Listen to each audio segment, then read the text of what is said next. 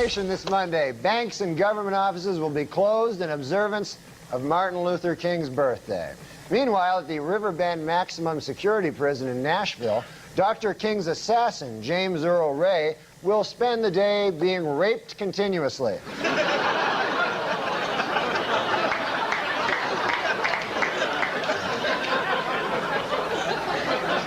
He's a bad guy, by the way, James Earl Ray, if you don't know that. Meanwhile, Republican hopeful Phil Gramm says that Bob Dole should not get the nomination because he backed President Clinton's plan to send troops to Bosnia. Dole responded that Gramm should not be nominated for president because, well, look at him.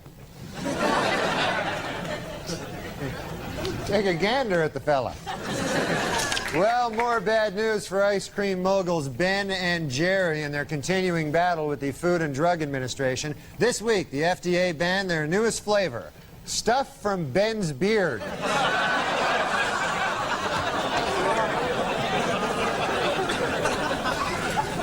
Meddling bureaucracy wrecking that.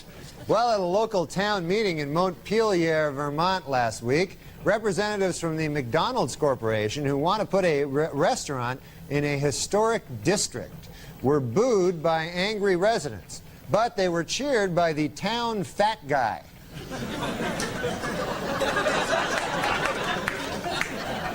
Every town has one, the town fat guy.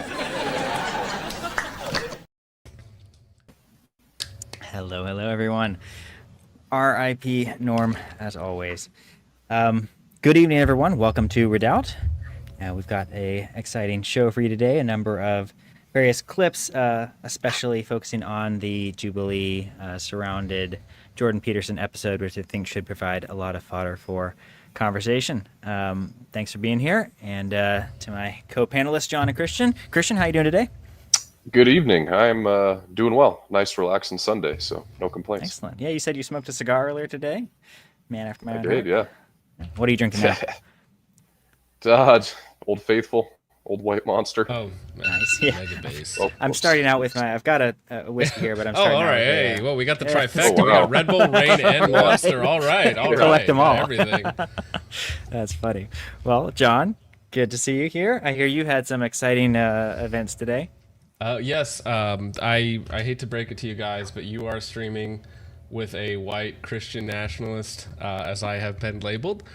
Quite accurately, some would say as well. And there's an upcoming expose coming on the Focus Trip Discord server. Okay, so that should be fun. Oh no, did my camera turn on? This is like, I don't know why it does like, that. Oh, the Pope's Catholic. Wow. Yeah. Yeah. Although when you said Jubilee, I thought you were going to talk about the gay Catholics. Speaking of the Pope. Oh, we got him. We still have a clip that I sent a couple weeks ago. Yeah, we still need to I follow up on saw that. it in here. Yeah, I would like to cover that. Okay. Yeah, we can cover that. We can cover two Jubilees in one day. The gay kind and the other gay kind. Yeah. It's all gay. Yeah. All right. Well, so much gay talk, and James isn't even drunk yet. That's right. Gotta start somewhere.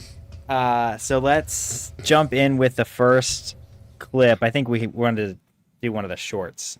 We had some leftover atheist shorts from a previous stream that we wanted to get to before, especially while we're focusing on atheists today. So, well, before we get to Jordan Peterson versus 20 atheists, which, as I noted in the thumbnail, is more like 21 atheists have a conversation with each other.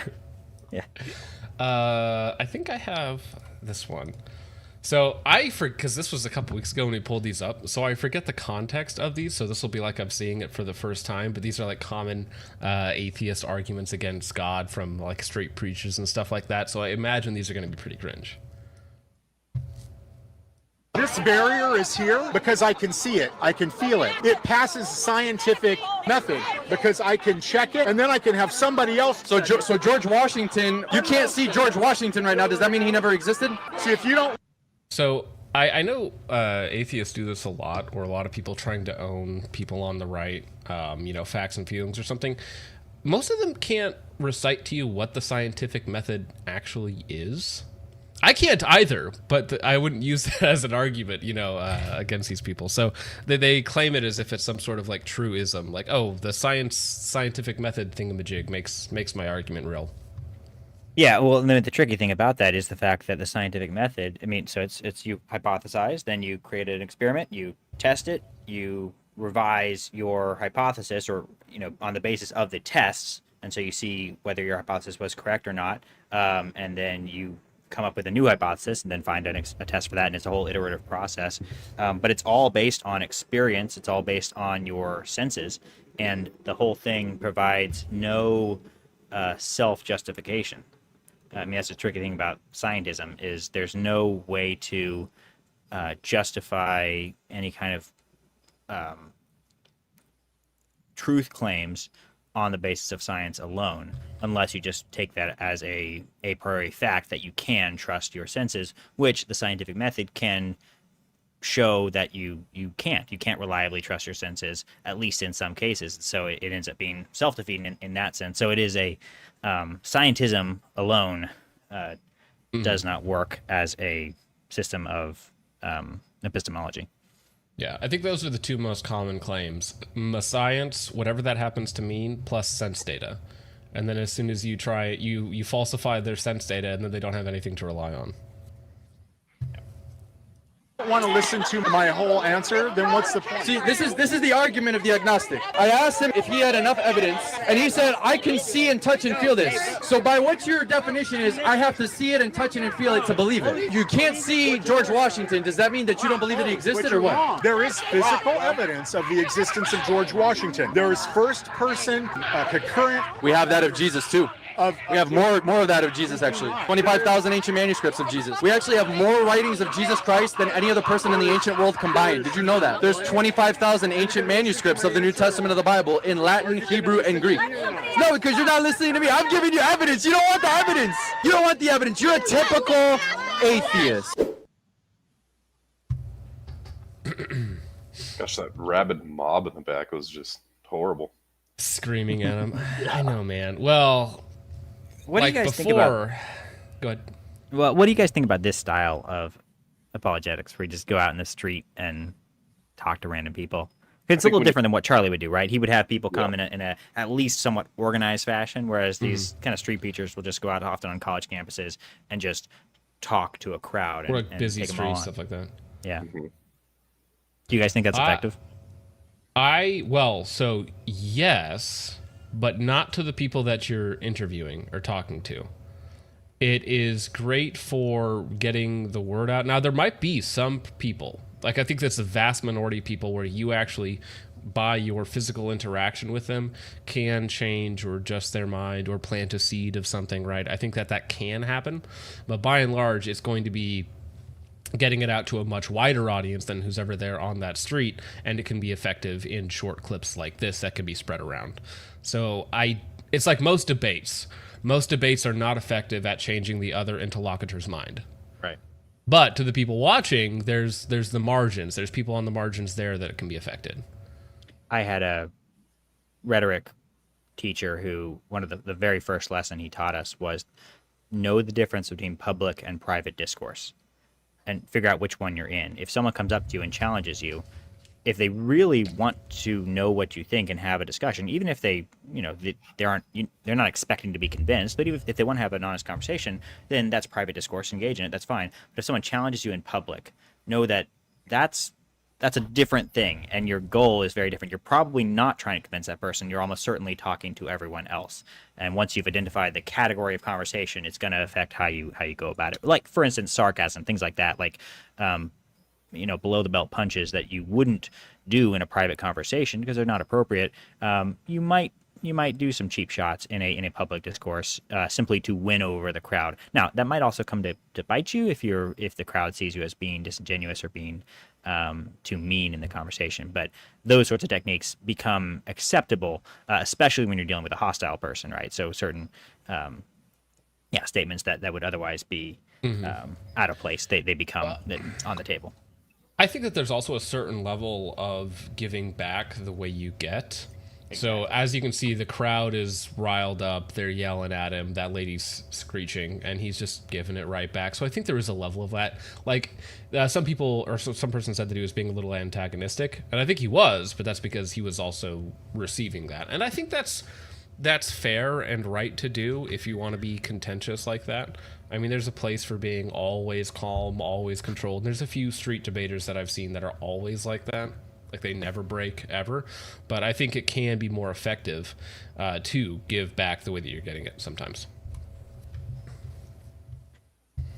Yep. No, I think that makes sense. It certainly isn't how I prefer to be talked to or to take in information. Because when I watch these videos, like they can be fun to dunk on people sometimes, but they're very rarely, all that informative because of the hostile nature. No one is talking at their best. And, No. in terms of what I prefer, I much prefer a one-on-one conversation with someone where I can actually understand what they of think. course, And, right. it's just more interesting to me. Even if you do that for public consumption, I think that's a more interesting conversation. Right, but That's you're a not the combative. masses. You're on the other side of the curve. All right, and then I have angry atheist runs into street preacher. This should be a similar vibe. Go to hell just because I disagree with God's morality. It's not all good, because my morality is better than God's based off his actions in the Bible, because he allows bad things happen to the world. If he didn't, he would be taking free will away. And if you take free will away, there's no love. I was put through some of the most horrid shit somebody could be put through. So for somebody to say, hey, he was just watching and letting it happen, just so you could have free will of choice. When I know damn well if I was an omnipotent being, I could easily make a species that could only make good choices. Which is like robots. No, humans can have emotion without the spectrum of bad emotion. I didn't realize there's that little clip at the end. That's so funny. So I think there's a terrible movie, but I kind of like it. I don't know if you've mentioned it before on this show, but it's Christian Bale in a dystopian future where they suppress all emotions. Equilibrium, that's the one. Yes, right. And they create the perfect society, or they believe they create the perfect society by removing all emotion and stuff like that. All free will is gone, basically. That movie is and the epitome of early 2000s action movies. Dude, it's so like somebody saw The Matrix and was like, I can do that. Then that's where we got the black leather trend for like 9 years or something like that, a decade of those movies. But yeah, I think that the free will argument is usually the most effective because otherwise you can complain about the consequences of free will, but you also have the free will to complain about them. So without that, you wouldn't be able to. So it's kind of like a double-edged sword. And I get that it's like this guy, whatever happened to him, probably is tragic, right? Probably is terrible. And so I can understand anger at, like, let's say you were born into an abusive family, right? You had zero control over that. And from the outside looking in, you could be like, well, listen, if there's a loving God out there, why did he put me in this family? Yeah. There's two common approaches to the question when it comes to morality, because when an atheist is talking to morality, you really have the upper hand in some respects, but there's the flip side of they have the one good atheist argument against Christianity or any kind of theism really is the problem of evil, and so they always have that in the back pocket when they start talking about morality. I think the two main approaches to an atheist on morality are, one, the free will argument. If you're gonna have free will and it's actually free, then you need to have the possibility of evil, and that does work to some extent. The other classic argument would be essentially it's a tu quoque. It's a but what about you? It's what is your standard for morality? How can you even talk about something being moral or immoral if there's no God? I mean, that's if you can just define God as being the standard of good, then you are already admitting that there is something, that there is at least that definition of God, and an atheist doesn't really want to admit that. But if you are claiming a standard of good, a single standard of good, which if it's not one standard, then I'm not sure how you can even call that a standard. If there's 5 different standards of good or as many standards of good as there are individuals, then it's not good anymore. So if you're claiming a single standard of good, that's not a horrible definition of God, and so then you kind of have them in a a bind. The problem with that is they can always throw it back at you and claim that your view is internally inconsistent because of the problem of evil. Well, if you have a God who is good, why does he allow bad things to happen at all without violating his character? And that, or even going to examples in the Bible and looking at times where it seems like God sanctions evil, and that puts you in a tricky rhetorical position as well. So I think the free will argument kind of avoids some of that. But ultimately, I think either way, you're gonna have to deal with the problem of evil, and you're gonna have to at some point admit that you don't have perfect answers for many of these things. But the atheist has no answers for morality. I mean, they cannot explain how morality came about. I mean, Nietzsche wrote a series of books, one of them titled On the Genealogy of Morals, the other one titled Beyond Good and Evil. But a huge project of Nietzsche's philosophy is trying to identify where morality could possibly have come from, and in doing so, to try to figure out where morality could go, because his whole thing, when he says God is dead, he's not saying that as like a yippee, God is dead. It's no, God is dead. What do we do now? And he was trying to figure that out. And so, what he came up with, a lot of people find to be, I mean, he is openly nihilistic, and a lot of people find it to be ultimately unsatisfying in terms of a future morality. But the whole project was trying to figure out, how do you have any kind of morality and still call it morality without God? And he really couldn't figure it out, certainly not in a way that most people today would find satisfactory. Yeah, I kind of wonder if you push to their hypothetical scenario, like if you follow that to their logical extent. So you have people who can experience emotions, who can only do good and cannot do bad in any way, shape, or form. So, what does their idea? I'm actually just curious, what does that even look like in reality? Because it seems to me like you would have to remove some elements of free will, if not entirely. Right? You would have to dumb people down to basically automatons if you were to say there are no actions that you could cause, because there's accidental wrongdoings, right? Right. Like somebody doesn't pay attention while driving and kills a family of 3, right? That's a accidental evil thing, even if it's not intentional. So you would have to quite literally program every possible action these people could and could not take. If you're a materialist, you kind of have to, though. I mean, if you believe that everything happens because of some form or cause, and all causes are purely material, there's no final supernatural cause, then really everything does have to be pre-programmed. I mean, you end up being very deterministic. Like Sam Harris is one of the 4 horsemen of the new atheist movement, and he is openly anti-free will. He doesn't believe in free will at all. He thinks that everything is determined, and we only have the appearance of free will. And I think that is the consistent position. The weird thing about Sam Harris is he does believe in objective morality, and how can you if you exactly? It makes no sense. Yeah, and that's one reason I like Alex O'Connor. He's my favorite atheist commentator, because he's very honest, and he challenged Sam Harris on that, because Alex O'Connor basically has swallowed the pill of moral relativism, meaning that in essence there is no difference between drowning a baby and feeding a baby, right? I mean, that's the pill you have to swallow if you believe in moral relativism. Now, it doesn't mean that Alex does that, right? No one lives out these morals, but that's the pill you have to swallow, and at least Alex is willing to admit that, whereas Sam Harris tries to go after some form of objective morality without any legitimacy. All right, and then we have one of now this is a 10-minute clip. This is from A Dose of Reason, the all-time best arguments against religion. I think this is Chris's. This is yours? Yeah, I think I brought this clip in, yeah. Okay. I've never seen this one. I just ask our audience a question, first of all. If you'd raise your hands. How many of you believe in God? Okay, a forest of hands. So, Richard Dawkins, these people are deluded. Every single one of them. Well, I fear that's right, yes. I would say it's rather like the phenomenon of the imaginary friend that children have and that comfort them and console them. But there's actually not the slightest shred of evidence that any kind of supernatural being exists. So I'm sorry to say, deluded, yes. Deluded. How can so many people be wrong? Well, there was a time when everybody believed that the world was flat. There was a time when everybody believed that the sun whizzed round the earth. People are very, very frequently deluded. And by the way, of course, there was a time when people believed in Zeus and Apollo, and in other parts of the world they believed in Thor and Wotan. People have believed in fairies and leprechauns. Everybody in this room, I would guess, knows what it's like not to believe in the God of some other religion. You know that if you happen to be born in the Middle East, you'd probably be Muslim.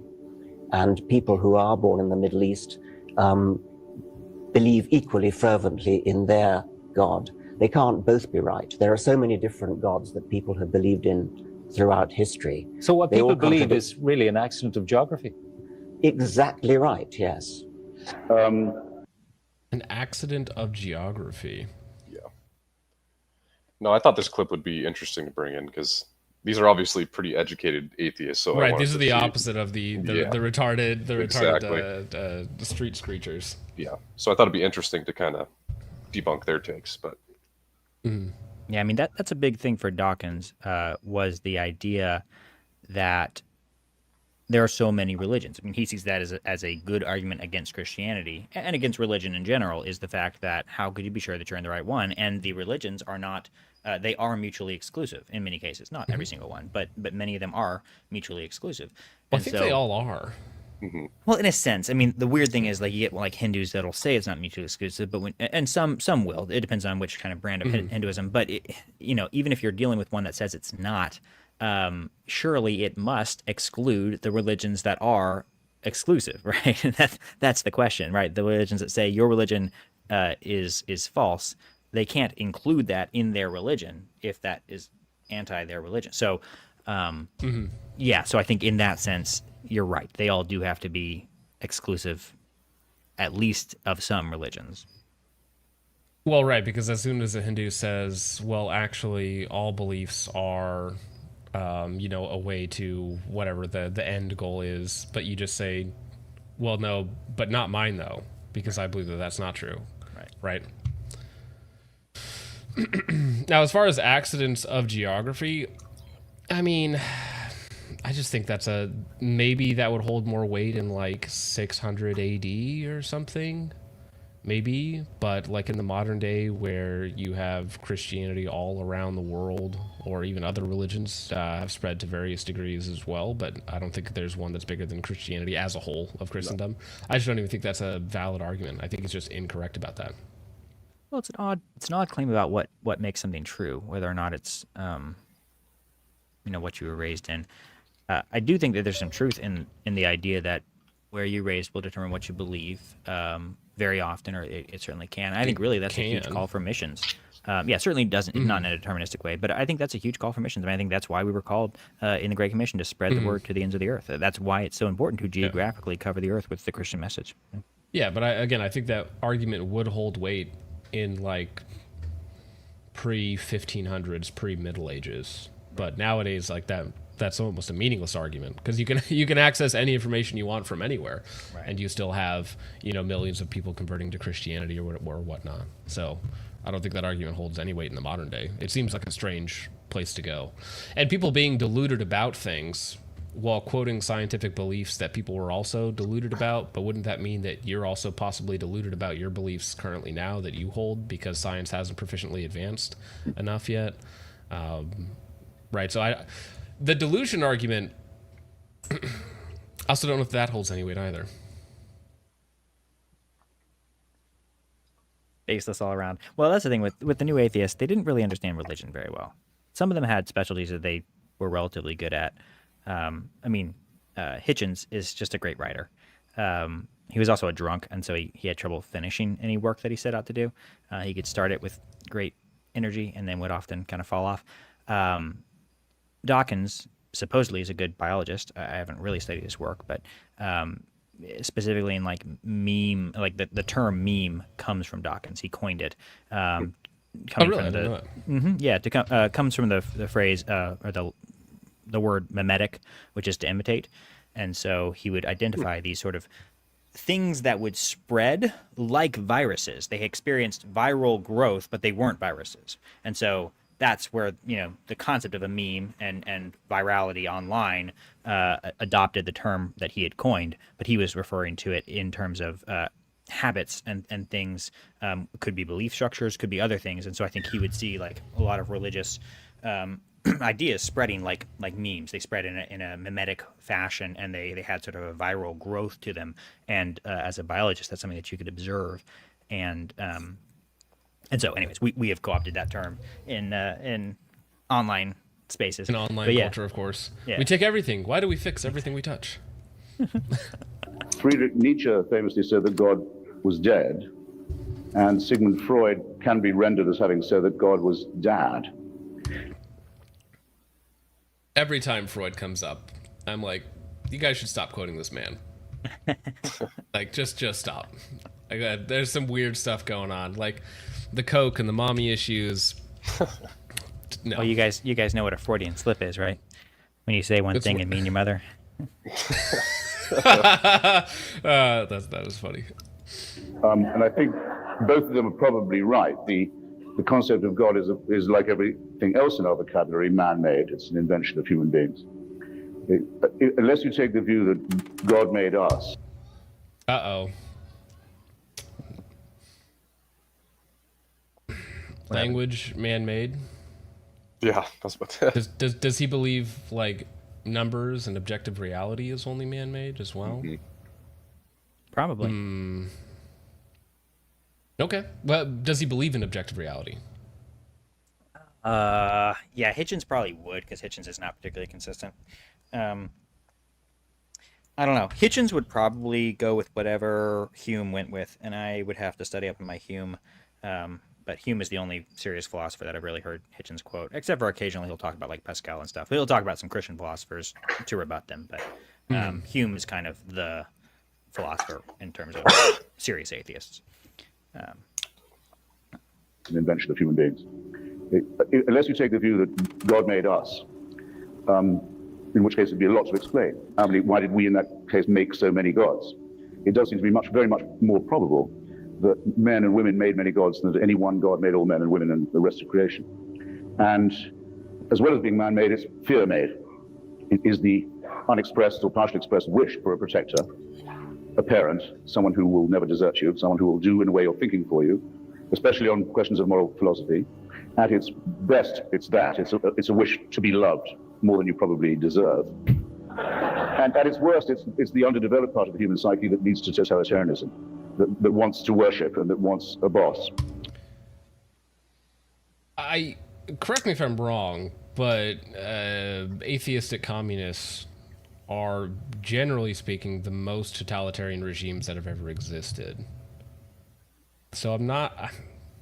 Again, it's like maybe you have something there, because you could argue that, like, okay, well, having a permanent father figure, a perfect father figure, the perfect father being God, right? That's a comforting thing, so people could run to that for comfort, which I actually agree with. People do. Yeah. Do that all the time. But the difference between us would just be like, well, because it's real or because it's fake or man-made. When it comes to men making many gods, or worshiping many gods, or having very many different religions and whatnot, I think that's all well explained within the Christian paradigm of how that all came to be. Maybe other paradigms don't, like other religions don't explain that quite as well, why so many, different religions and sects exist. For us, we would say a combination of free will plus, satanic intervention, plus the fall, plus, all the other things that would happen within the Christian paradigm. But as far as his view that God made man, well, something made man, even if that God, that first act, is the Big Bang for you as an atheist, right? Right. Yeah, I mean, whatever is the ultimate explanation for life, the universe, and everything, that is your God. Well, and that ties nicely into this comment. So theocracies are very totalitarian, which is actually answered by the previous comment, which is in communism or in any totalitarian atheistic state, the state is God, right? And so that is why. So theocracies can be very totalitarian, certainly, and they can be very bad. Totalitarian is really just means the government has its hands in everything. That's not the same as like a dictatorship or a form of government where the government has ultimate authority. Can you name a modern theocracy though that was totalitarian and Muslim like states? Well, sure, and murdered like 100 million plus people in the 20th century. Yeah, not on the same scale as atheists. I get what you're saying. Yeah, no, theocracies can be totalitarian and dictatorial and all these sort of terrible things. But their leaders as well. at least appeal to a higher power, and so they Right. feel some amount of accountability, whereas an atheist leader does not. Yeah. And again, the best empire of all time, Byzantium, was mega-based and Christian. Longest empire Just in the convert world. to orthodoxy already. That's right. That wants a celestial dictatorship. And that's the bit that's now threatening to destroy our secular civilization. And so you're quite right to start where you do. It used to be Wait, sorry. Would he say he was afraid? celestial dictatorship. And that's the bit that's now threatening to destroy our secular civilization. And so you're quite right to start where you do. It used to be believed, Okay, so without God and objective morality, as a society, as a state, you have to appeal to the government. What? Yeah, it's like, okay, well, we have an objective morality laid out within the Bible as Christians. But if you're like, no, that's cringe and bad, I'm going to do a stateless society, and our morality is built off of something? What I think is funny is how atheists will often have they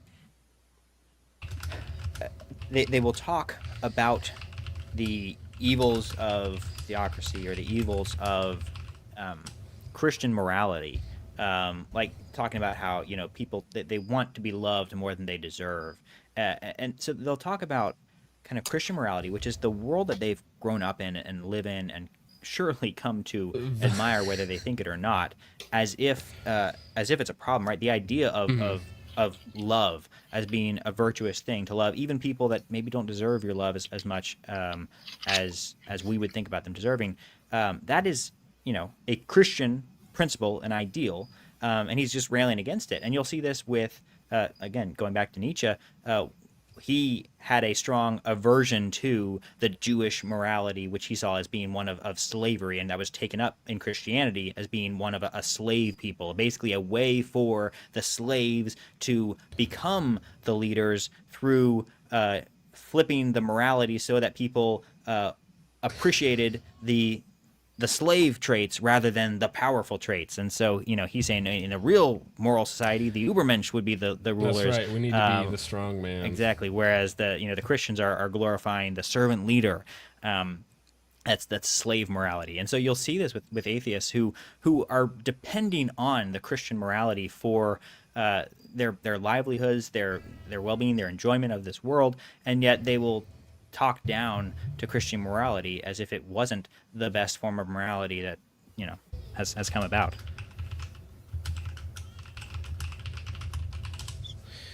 Yeah, I mean, people obviously neglect. I think there is a issue with modern Christianity that has become weak and decadent, which is why there is that element of disgust that like the Nietzschean Übermensch would have towards like a meek Christianity. But for the vast majority of Christianity's history, that has just not been the case. I saw that comment came Apparently through. I'm I laughed at autistic. it. Yeah. Thanks, man. The number of gods now is infinite, and a new god is created almost every day by some cult or other. But it used to be that there was a belief that gods were in the trees, in the woods, in the springs, in the sea, in the clouds, and so forth. Polytheism of the kind. Then something a bit more polytheistic, like Olympus, where there was at least a location for the divine, but it was multifaceted. And then monotheism, getting it down to one. So I regard this as progress of a sort, because they're getting nearer the true figure all the time. I actually... Why shouldn't there be something? As you say, if there wasn't, then we wouldn't be here. But the question, why is there something rather than nothing? The origin of the something, the origin of the cosmos, was, I suspect, an extremely simple event. And simple events are very simple to understand. Okay, he has said absolutely nothing through that entire monologue. Word salad. I do love the Big Bang concept event as the greatest miracle of all time with no explanation whatsoever. What is it? The universe was smaller than a pinhead at one point, and then exploded into a ever expanding, perfectly held in place union that allowed us to live here and question the cosmos' existence in the first place. I find that the greatest leap of faith of all time is actually, ironically, from atheists, not Christians. It was initially suggested by a Catholic. Catholic was the first person that actually, I think, coined the term, or at least posited the idea that we have come to know as the Big Bang. Now I gotta look it up. Catholics, unbelievable. Catholic Big Bang. Understand and explain. Once upon a time, not that long ago, a couple of centuries ago, the question would not have been, why is there something rather than nothing? The question would have been, why is there all this magnificent life? Why are there trees? Why is there grass? Why are there birds? Why are there humans?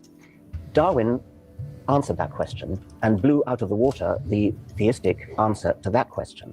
Theists are now driven back to this much, much more simple question. Why is there something rather than nothing? Everything else is either explained or well on the way to being explained. We're left with just one little tiny smidgen of a gap in which God is alleged to be high. Oop, my bad. No, but yeah, you are right. Big Bang Theory, proposed by Catholic priest George Lemaitre, is compatible with Catholic teachings emphasizing that God is the creator of the universe. But in this Catholic view of the Big Bang, it would be God causing the Big Bang, right? In the atheist view of the Big Bang, it would be it just kind of did that. It just did that, like JFK's head. It just kind of just did that. They'll say that it's an unanswerable question.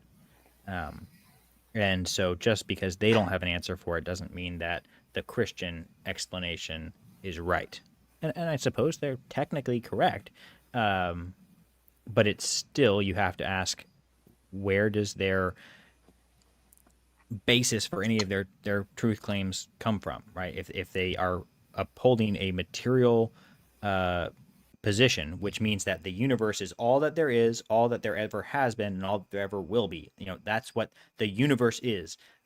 Everything in existence is material. There's no such thing as anything outside of material. And even our emotions and love and things like that are just really just chemicals and synapses firing off in the brain. If that's what you believe, then something like that, something like the Big Bang, should challenge that belief. But basically they'll just say it's a mystery, but just because the mystery doesn't mean that the Christian belief is correct. And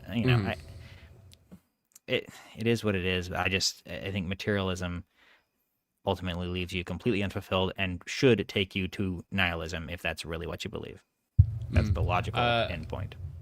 Well, yeah, you have to be right. Tony says, you guys are making a big mistake by thinking all atheists believe the same things. No, I agree with you. But that's the problem, is that there is no consistent belief structure or foundation or anything, some would say, because they simply don't have one. Because, like, what we could say here is like, oh, well, Richard said this, or your philosopher said this, and they see, oh, yeah, but I don't. Right? So they can always retreat away from the position because they don't have to hold any positions. Like, Tony, to call are you yourself an a Christian, atheist? you have to. No, I don't think he is. Okay. But I think he's just pointing out that they're Yeah. not a monolith like Christianity. Yeah. But no, I agree with him that the problem with atheism in general is it leads to nihilism, or like almost a pseudo-intellectualism, where it's like, I don't know what it is, so I don't have to like find an answer or whatnot, but I know it's not God somehow. Right. Usually the Christian A supernatural Yeah, of course, that one. Not the Jewish one. They always call it the Christian God for some reason. creator to explain why is there something rather than nothing. You still explained absolutely nothing because you're left without an explanation for that God himself. Every second that we're speaking, a star the size of our sun or bigger goes out, blows up or goes out. That's been the case every single second since the first moment of the Big Bang. It's a lot. That'll be a lot of suns going out as we speak. And there's a lot of annihilation, isn't it? There's a lot of destruction. It's a lot of what you might call almost a waste. Yeah, Rembrandt is making my point. Rejecting God claims doesn't force you into a belief system. That's the problem, is that you have no belief system. Mm-hmm. Right. Now, did you guys ever go through a period where you found these guys convincing? So when I was growing up, when I was a kid, Well, I should not a kid, teenager. I had a friend who was a Christian who fell away to be an atheist for a while, and he had a very wacky trajectory in life. And I believe he's actually Catholic now, but he went through a militant atheist phase. And he was reading all these guys and whatnot, found them very convincing. And you know what happened when he turned like 19 or 20? He just grew right out of it. When he was conflicted or confronted with like material evil or any of these things, he returned to Christ. Nice. So, I mean, I personally have not gone through these or ever found them particularly convincing, whether that was just through my upbringing or whatnot. But the people that have found this consistent in my own life and have like turned to this sort of thing have all left. So I don't think it's a place a lot of people stay. And if they do stay, they don't really think about it. They don't make it part of their day. A lot of people just live, they don't think about purpose or they don't think about what's coming next. They just exist. Yeah, making people care is one of the biggest struggles when it comes to apologetics these days. Yeah. Just defeating apathy. Yeah. Go ahead, Chris.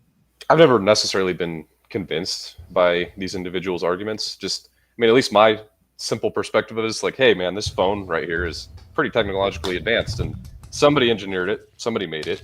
And it's like you take a look at just like the human eye, for example, just the amount of sensors and receptors it has in it. And it's like we were designed by a higher power. Yeah. No accident. Exactly. So 100%. Like they could say all these fancy 12-syllable words and whatnot and have all these degrees. They're still not going to convince me otherwise, of my opinion. Mm-hmm. So. Yeah. Well, that's the thing, that evolution has always never held much weight for me, at least as far as macro evolution goes. Mm-hmm. Right. Because I don't understand how, maybe I'm just not smart enough, but I don't understand how multiple systems at the same time accidentally adapt in positive ways that somehow work together. Yeah. Accidentally, right? Because most atheists or most evolutionists will agree that most mutations are negative. Right. But somehow through a billion years, trans-species, the Earth changing, ecosystems 100 times or whatnot in that time frame, accidentally multiple systems developed at the same time to where we are now. Irreducible complexity completely destroyed Darwinian evolution as a theory. Irreducible complexity meaning you have these complex systems that are required for very simple life forms, single cell organisms, cells within your body. You'll see it all over the place, but there are examples of these complex machines.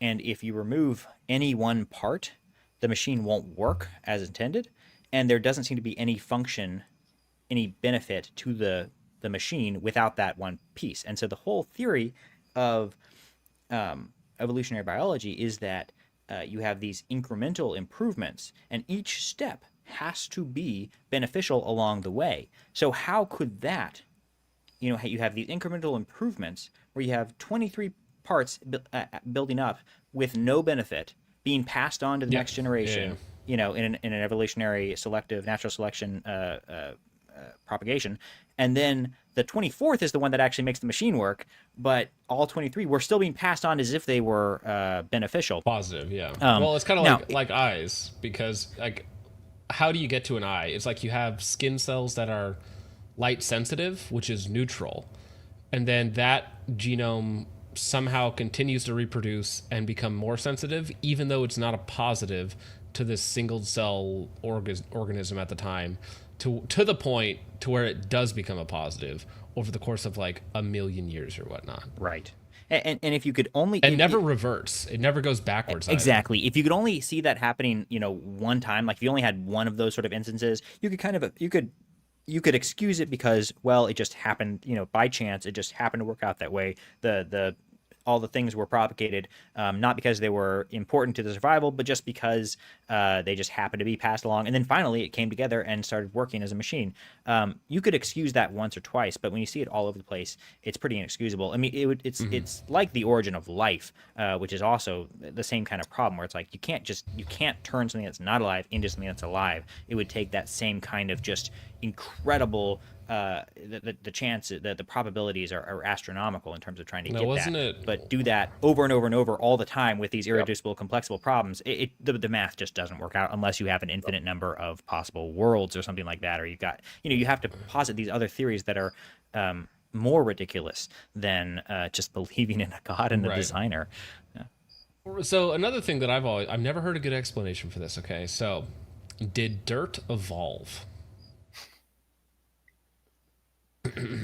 We all come from lucky mud. Well, okay, but my question is, so you know how like when it gets really dry in certain areas, the dirt cracks and then pulls away so that when it rains, the water can go deep where it needs to go? Mm-hmm.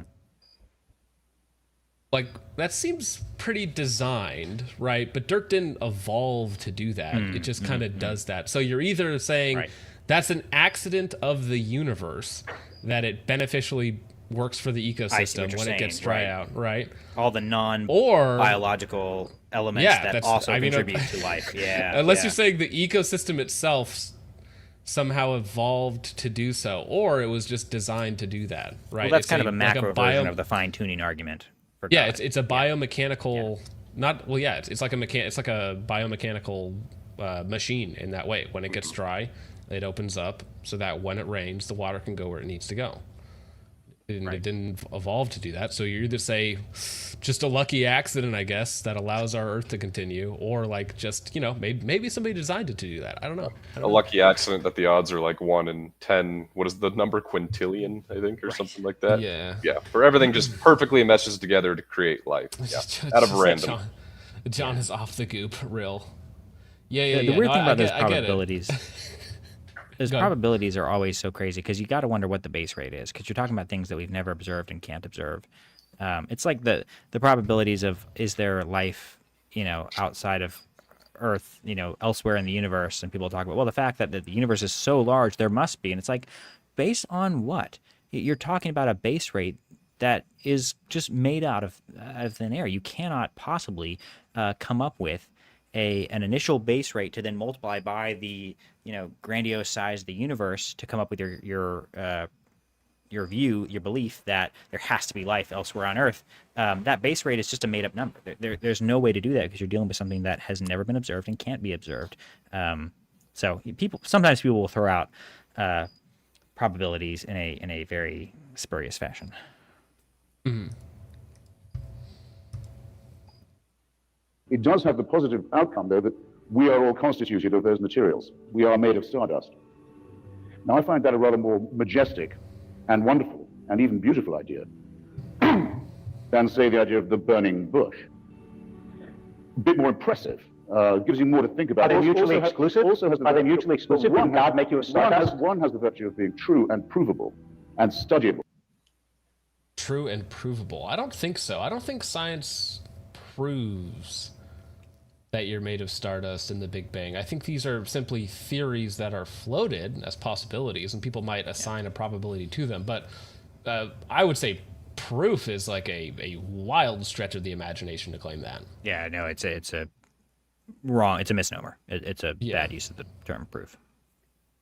Which the other doesn't. And I do think that the verifiability of something is a virtue. Well, Rembrandt has just replaced God with what's the Roman pantheon where the stars are named after their gods. Yeah, so he's just become a Roman polytheist. Congratulations. Are we simply material? Yes, we don't have bodies. We are bodies. Until 50,000 years ago, there were 4 other kinds of biped, humanoid, not unlike us, still living on the planet, died leaving no descendants. We're the only survivors of those people, that family were the last. We don't know if they had gods or not. So you think it's inexplicable? No religion ever invented appears to have known that these creatures even existed, because the religious are forced to believe that the only really significant event that happened in the human story happened about 3,000 years ago. Do you think there could be one sense?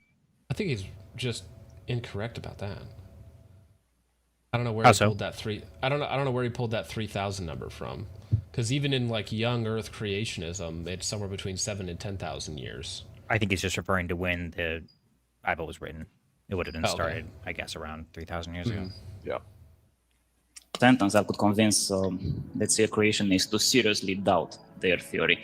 Ideally, if you could convince a believer in God to really doubt their belief, but that's too hard. Not sure about a sentence. I think perhaps the single most convincing fact, the observation that you could point to, would be the pattern of resemblances that you see when you compare the genes using modern DNA techniques, actually looking at the letter-to-letter correspondences between genes. Compare the genes of any pair of animals you like, pair of animals, pair of plants, and then plot out the Rembrandt, what's this resemblances, and they referring form to? a Did I perfect misuse a word? hierarchy. It's possible. Rembrandt it's is a possible. troll, though, so we love him here. We need more of them. A I try perfect to be family precise in tree. my wording. But... And the only alternative to it being a family tree is that the intelligent designer deliberately set out to deceive us in the most underhand and devious manner. Moreover, the same... Sorry, I didn't understand his argument there at all. Compare the genes using modern DNA techniques, actually looking at the letter-to-letter correspondences between genes. Compare the genes of any pair of animals you like, pair of animals, pair of plants, and then plot out the resemblances, and they fall in a perfect hierarchy, a perfect family tree.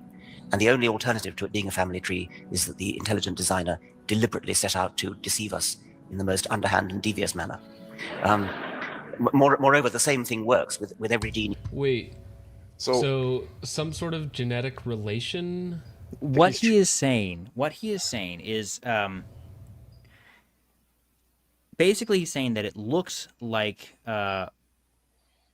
we have been he's saying that the science seems to indicate that we have evolved in a way as posited by evolutionists. Or you'll see this with the apparent age argument as well, right? The universe looks like it's very, very old, or the Earth looks like it's very, very old. Forget the universe. And so creationists who are not old Earth creationists, and I don't know where you guys stand on this. I'm not entirely sure where I stand on this, but I think that both sides could have a point. But basically, this is one argument I do not find convincing at all, is the argument from apparent age to indicate that the Earth and the universe must be very, very old because things look very, very old. And what Dawkins is saying is because things look like they're very, very old, if God actually did make bring the world into existence 12,000 years ago or whatever, then he would be deceiving us into thinking that it because it looks so old, or in the same way things look like they evolved, and therefore if it was just all designed and poofed into existence, then that would be a very deceptive act by God. And I don't know, I don't find that convincing at all. I just think that a God who can create everything can create it however he wants to, and the reasons why we see apparent age in the universe is because of things like the speed of expansion of the universe, and assuming a constant rate of speed, it must have been much smaller at if you assume the Big Bang, if you assume a singularity, then it must be very, very old. But it's like, or people will look at the stars and say, well, it would have taken this long for the light to get here. The light is here, therefore it must be at least this, the universe must be at least this old. And it's like, well, you don't think God could have created the light in between? A God who can create everything couldn't create the light. So the argument from apparent age never makes sense. Like a omnipotent God of the universe, and saying like, oh well, he wouldn't have done it this way. It's like, who are you to say, who are you to say that? Like I don't know. Exactly. That argument doesn't hold much weight at all. I don't, and calling out like some sort of genetic similarity, like apparent like gene tracking. Well, it looks like we're all related in some way. Well, I would also say like, well, yeah, we're all kind of made out of the same stuff though. But it's like saying, oh, well, we're like 98% the same as an ape. It's like, that's you're missing something there though. Right. It's not quite the same. Right. You do compared to dirt? And even pseudogenes that don't do anything but are vestigial relics of genes that once did something. I find it extremely hard to imagine how any creationist who actually bothered to listen to that could possibly doubt the fact of evolution. But they don't listen. I mean, your question is a perfectly good question, but it's not. Yeah, he keeps presupposing like evolution as a fact when the theory of evolution has been in constant flux and will be in constant flux, like as long as it's around, because it's not a fact, as he posits. It's not really relevant, because what they do is simply stick their fingers in their ear and say la la la. They know what's true because it's in the holy book. And that even, I mean, the most extreme case is the geologist Kurt Wise, who has a PhD in geology from Harvard, and said if all the evidence in the universe pointed towards an old Earth, I would be the first to admit it, but I would still be a young Earth creationist because that is what Holy Scripture teaches me. You cannot argue with a mind like that. I agree. I think Dawkins is right. I think that is. I think that he's perhaps correct, but I also don't trust his quoting of him. Fair, but I think there are scientists like that. That to me is not what science is. I think that's just an exercise in confirmation bias, which I'm not even convinced that that's pointless. I think we all do a certain amount of confirmation bias in our studies, regardless of what they are, and so it's not whether but which. And still, I think a scientist is called to have a certain amount of dispassionate approach to their craft. And I guess what he's saying is that, he would approach the science dispassionately, but then in his religious beliefs, he would believe something else. And that's just like a double theory of truth, which I can't get behind at all. It's like it's true religiously, but not intellectually actually dishonest. It doesn't work out. And so, this is why back when evolution was becoming very, very popular, you had people like B.B. Warfield who was very skeptical of the evolutionary claims that were being made, but said, hey, we don't have to just toss this all out, immediately. We can wait, see what the science seems to show. We don't have to, we should recognize that scientific claims are made on the basis of presuppositions that we might disagree with, and we should check those, of course. But we should still continue to observe in a intellectually rigorous fashion, and we don't have to preempt the conclusions simply because of our interpretation of Scripture. Scripture will be influenced by our interpretation of Scripture will be influenced by what we observe and what we see in the world, and it's quite possible that we're interpreting things wrong or differently. I mean, at one point, people thought that the world was the center of the. People didn't really. I mean, some people thought the world was flat. That's pretty rare. That's actually more of a modern thing. Even in old times, they didn't really think the world was flat. But there is the other case of people thinking that the Earth was the center of the universe. That was actually something that people thought on the basis of biblical grounds, and other grounds as well. It wasn't just biblical, but the Catholic Church was really careful. They did not want to give that up because they thought that was what the Bible taught.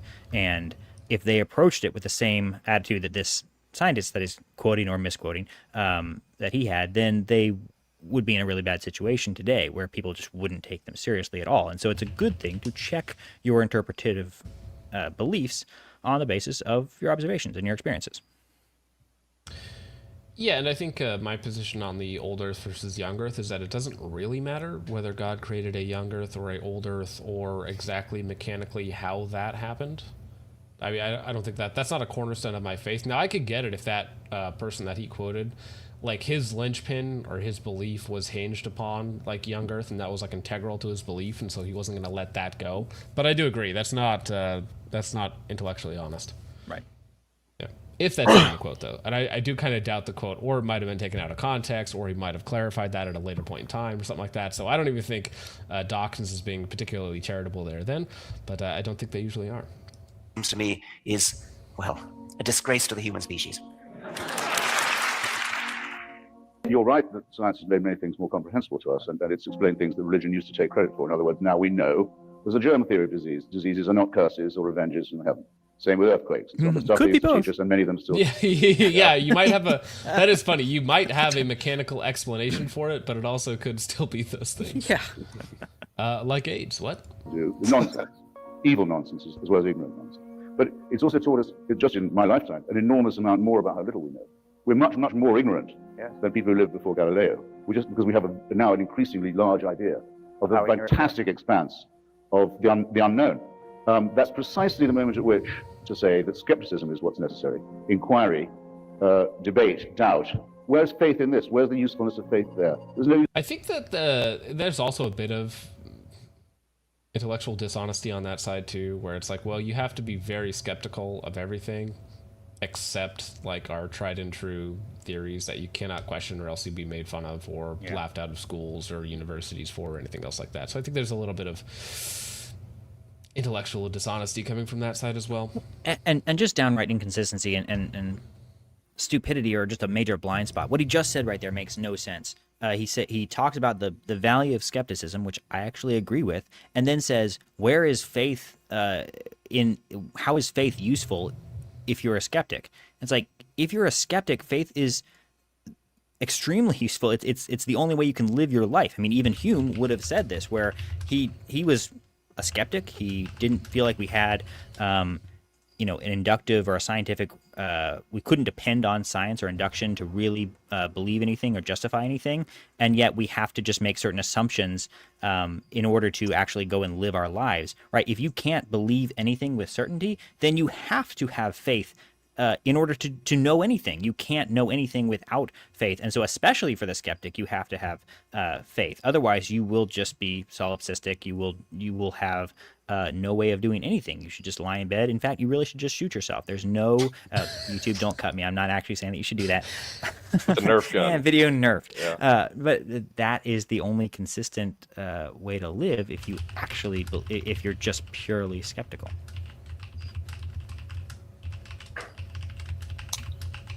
I'm going to clip that for later. Yep. Write that down, write that down. Who's through it at all? Socrates. So, do we want to, just a quick time check. So we're at... we're at 1 hour, so we probably want to get to the Jubilee video. Yeah, let's jump to the Jubilee. Okay. I don't really timestamp this one, so... Did you want to take a look at this one first? Yeah, just play I think the first 5 minutes will set the scene for the Jubilee video pretty well. Yeah, do it at 1.5 or something. Yeah. I forget how fast Alex talks. Man who titled the 10th chapter of his 12 Rules for Life, Be Precise in Your Speech, Jordan Peterson seems ludicrously uninterested in his own advice anytime he's speaking on the topic of religion or belief in God. Now, granted, these aren't exactly the most straightforward areas of study known to man, so I wouldn't expect his views to be without detail and clarification.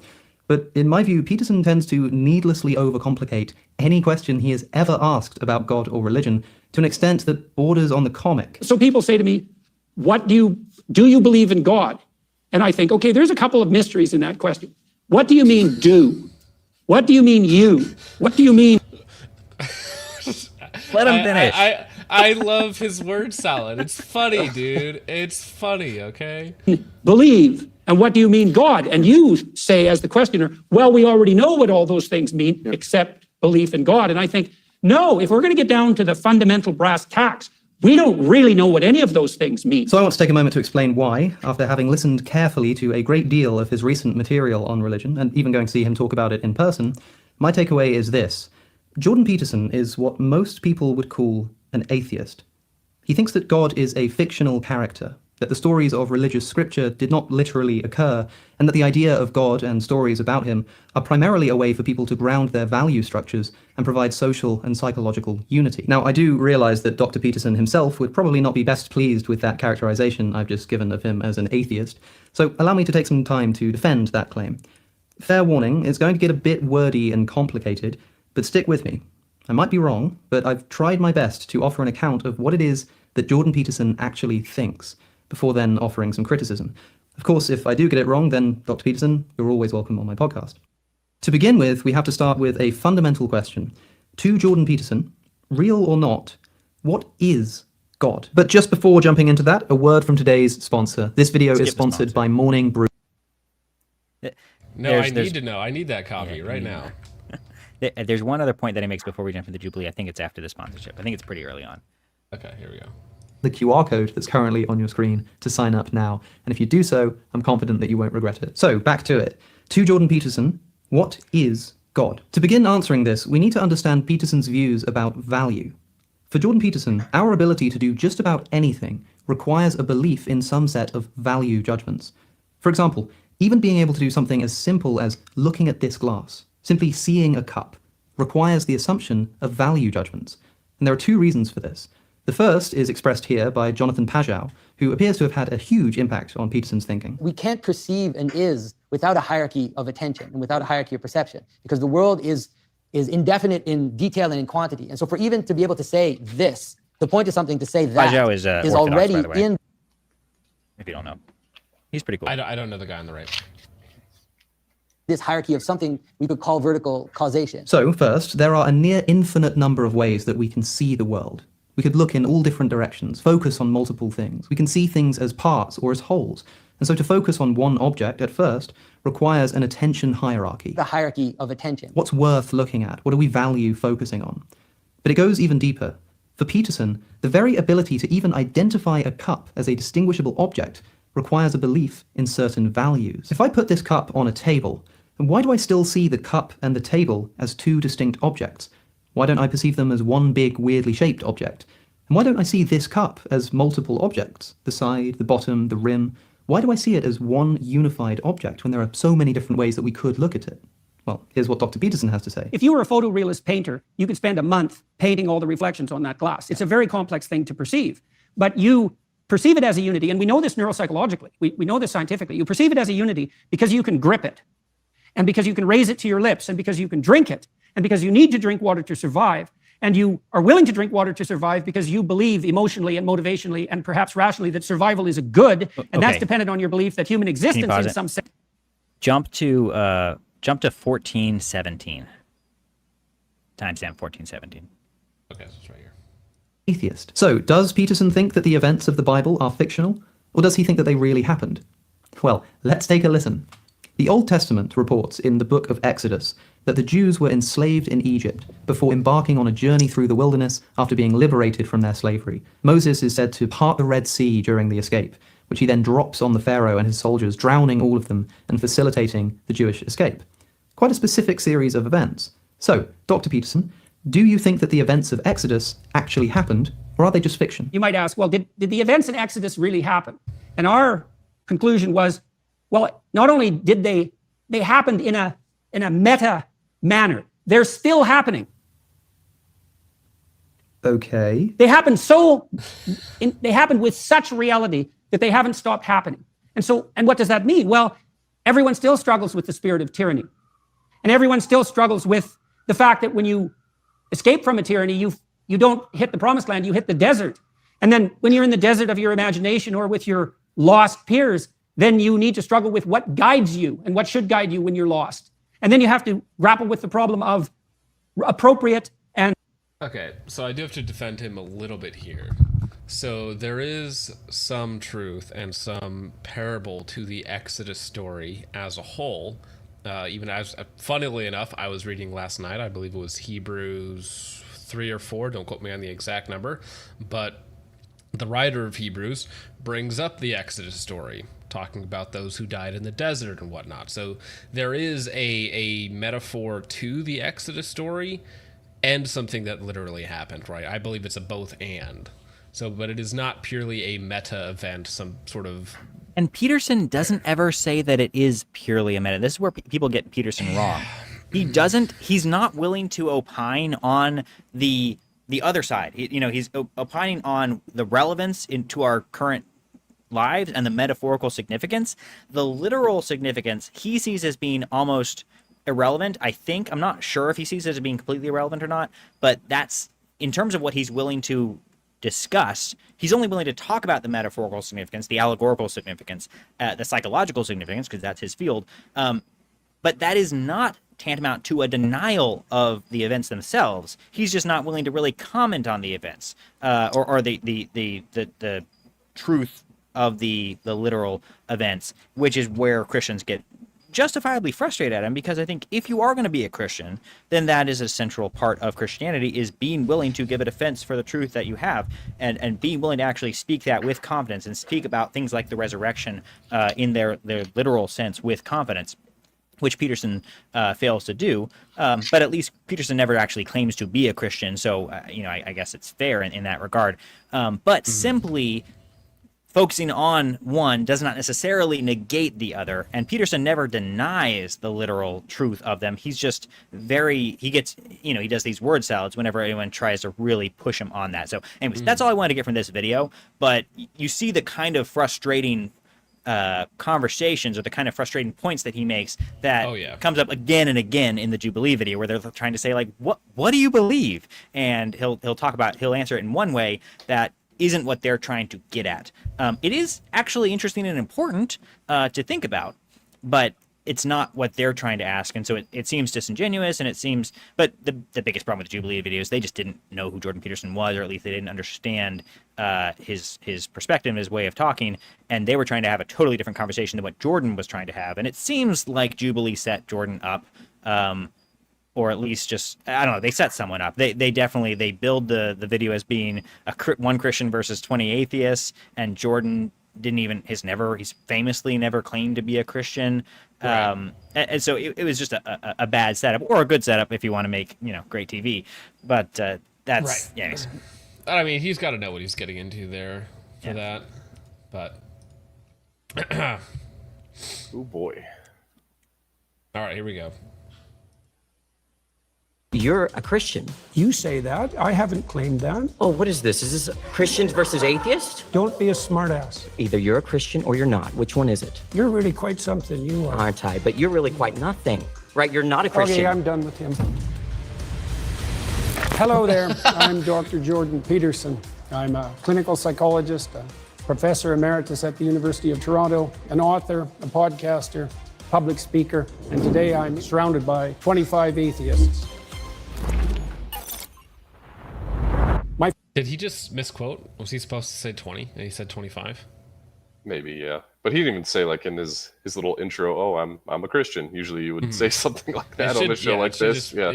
It's just Jordan Peterson versus 20 atheists. First claim, atheists reject God, but they don't understand what they're rejecting. Okay, question. Is this his claim?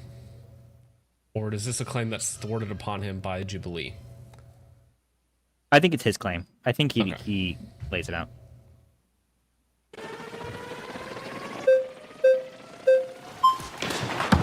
Good afternoon, Dr. Peterson. How are you doing? So this claim here that atheists don't know what they're rejecting. My background is in studying to become a traditional Catholic priest, daily mass, daily rosary, going on long retreats, deep into the magisterium and biblical hermeneutics. Like, I was thoroughly in it. And it seems like I do know what I'm missing. Is there something that I missed over years of study, both this issue formally and living out religion so deeply? Well, you obviously feel that you missed something when you were practicing for the priesthood. Your aim was off then. So there's always the possibility that it's still off now. What was off about my aim in the first place? I don't know. That might take a long time to figure out. But then it seems kind of like this no true Scotsman type of fallacy in which you're the arbiter of people's aims and how they understand those aims to be. How is it that you can claim that people don't know something that you know about their life despite not having met them? Well, it's obviously a generic claim, just like the atheist claim that there's no God is a generic claim. In your case, it would have to be specified more, and I'm not claiming to understand what was going on in your mind, but my experience with atheists is twofold, is that they have a very reductive notion of what constitutes God, let's say in the Judeo-Christian tradition, and they've often been hurt by someone I get what he means by it. Who was religious, or by the religious enterprise, or perhaps by God himself, so to speak, and that's left them with an animus. But I think that you have a reductive view of what atheism is. You've defined religion so broadly to include any sort of having aim in life, any sort of cultural archetypes, or having a metaphorical substrate. And atheism to you is a very specific type of like three people in the world that are these Raskolnikov type of, they want to get away with a perfect murder. It seems like you have the reductive view of what an atheist is. Well, let's start with your claim. How do you define the God that you're rejecting? Like, what is God to you? You studied in the church, you found that unsatisfactory. How would you characterize what you rejected? I think the average Christian believer, when they say that they're Christian and they believe, they mean some sort of God that is all-powerful, all-perfect, is somehow involved in the matters of this world, and that we look to them through wisdom and with the Logos incarnate in Christ. And it also seems like you don't believe in religion in the way that the average Christian says that they believe in religion. And there are as many gods out there as there are believers, because everybody has mutually exclusive and different views of what God is. So it seems if everybody had mutually exclusive views of what God is, no one could speak to each other.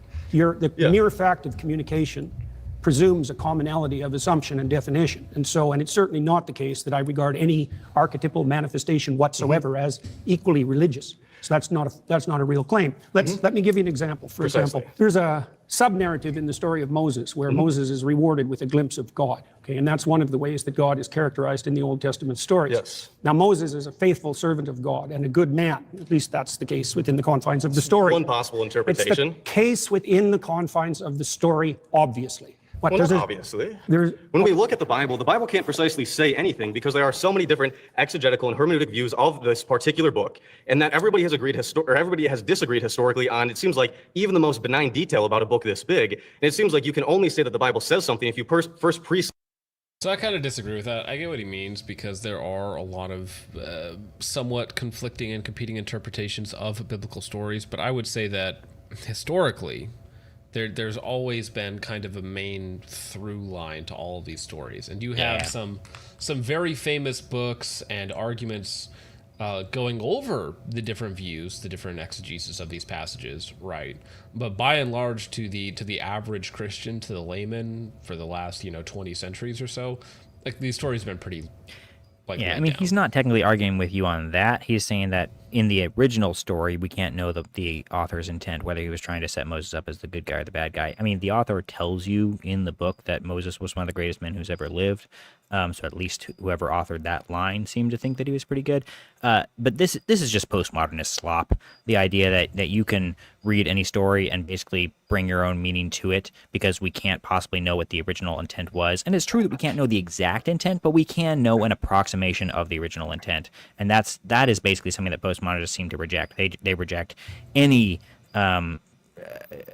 even approximation of the true meaning, right? There was a sense, so coming out of the scientific Reformation, we had this idea that we can know absolute truth just by observation, and we can study texts and we can know rationally what the original author meant. And then as a reaction to that, you had so that was the modernist view. And then you have the postmodernist saying, no, actually, we can't know that. We can't know anything about the original author because we can't get inside their head. And so all we have is the text, and we can read the text however we want to. We can read the text and see Jezebel as the good person, the hero, the heroine of the story, right up to the point where she gets eaten by the dogs. Like, she was just trying to reform the nation.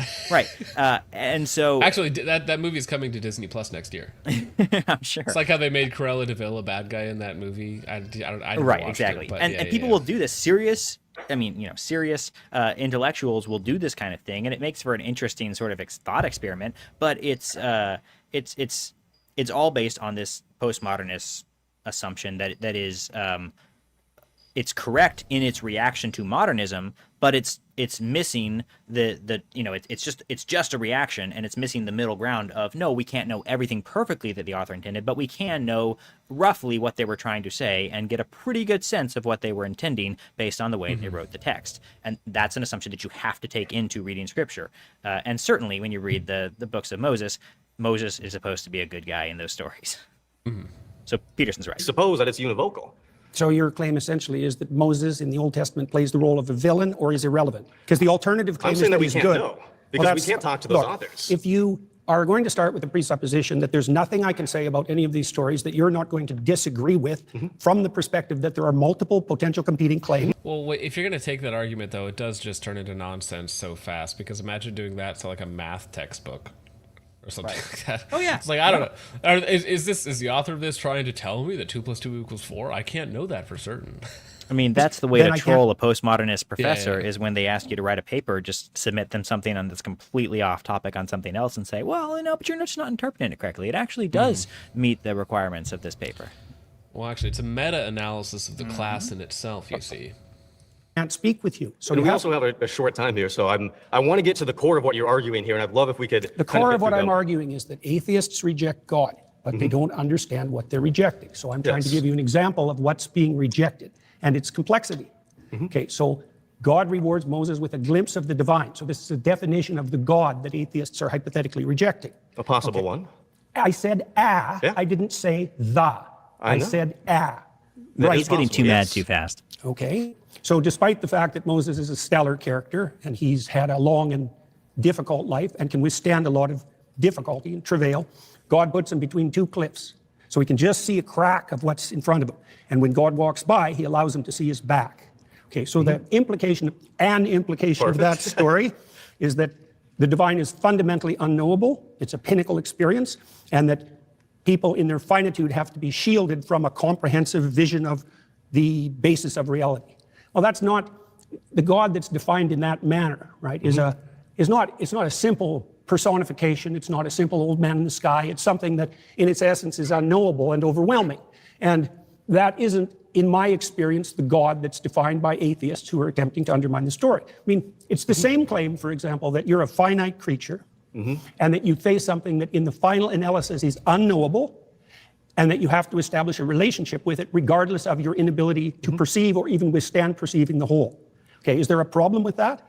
I mean, the problem is that when we look at, famously, when you've been asked, do you believe in God? The question becomes, what do we mean by God? And in the Bible, it's not even clear the biblical authors know what God is, because Yahweh has historically emerged from an early storm god, a deity that doesn't exhaust the category of deity, and that has changed over the Old Testament. Does God have physicality? Does God not have physicality? It seems like, yes, if you define religion to mean anybody that has an aim, anybody that looks at the unknown, anybody who wants to go from chaos to order is inherently... I actually did kind of like what Peterson was saying there about trying to reconcile the unknowable God into something that we can, and we can do that through the person of Jesus Christ and through the Holy Spirit. But this guy on the right, he seems to be, like, I don't know if straight up lying or misinformed, because if he actually was on his way to becoming a Catholic priest through that, I imagine he knows all of this. So I wonder why he chose to walk away. That seems strange to me. He unlearned it all through liberal professors. I mean, all the stuff that he's saying is just critical theory and liberal theology, and this is definitely a case of unlearning. So he may have at one point known it, but he's making all kinds of assumptions, like the God of the Bible is not a consistently presented God. And there's some truth that there is a progressive revelation where certainly the early Jews did not perfectly understand who God was. They didn't understand his triune nature. That doesn't mean that there are multiple gods presented in Scripture. That is an assumption that he's making. That is, it's just an assumption. He certainly can't prove that any more than there's one God who's writing the whole story.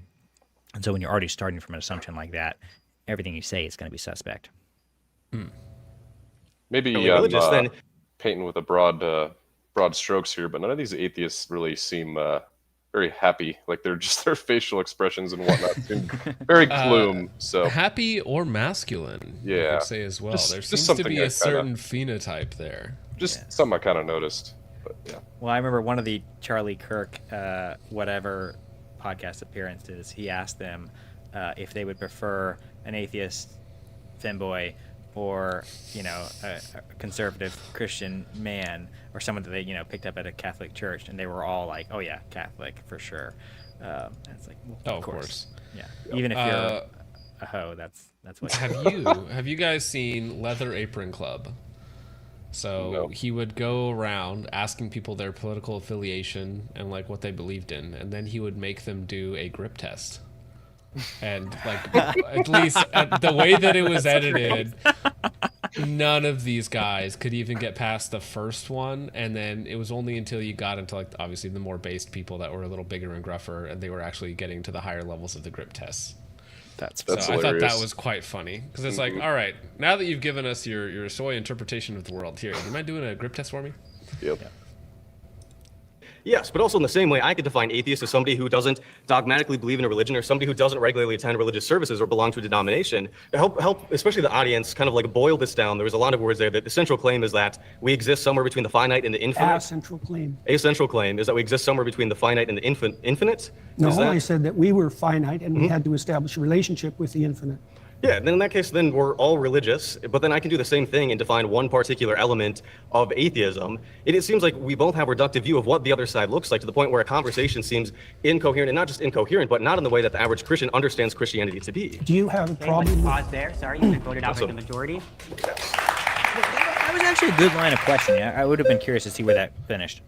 Yeah, I mean, he made it 10 minutes, which is more than most people make it. Yeah. Usually it's 5 at most. Hey, how's it going? Nice to meet you. Nice to meet you, David. David, good to see you. Tell me everything that you know about the Polynesian deity Lono, L-O-N-O. I don't know anything about the Polynesian deity Lono. So you're rejecting something without knowledge of what you're rejecting. I'm not rejecting it. No more than I'm rejecting do you believe in anything Lono? that I don't know anything about. Do you believe in Lono? Do you believe that he is a deity that exists in the world, exists in the universe, that exists in the existence of everything? Do you believe that Lono is a I'll answer that being? question once you answer my question, which is, do I reject everything that I'm ignorant of? Because that's your presupposition that undergirds your argument, and unless you can prove that that's valid, then there's no point. My question is quite simple. That man got murdered in like 5 seconds. Yeah, but that doesn't mean it's formulated accurately. Do you believe that Lono exists? Yes or no? I'm not going to answer that question for the reasons I just described. You already insisted that if I reject something, that if I'm ignorant of something, I reject it. Do you think that everyone in the world has to know everything simultaneously for that to be valid and true? I think in order for your argument to be true, in order for it to be true that we atheists don't understand what we're rejecting, then you need to also apply that to yourself and to Christians and to Muslims and to any other person on this earth, where if you don't understand what you're rejecting the belief in, then you can't reject the belief in it. That's the implication of your I didn't claim. say that I rejected the belief in Lona. I It's said I didn't Lono. know who Lono was. I didn't say anything about rejecting. That's because I've asked you several times and you haven't, but let me get to my even greater point. Mhm.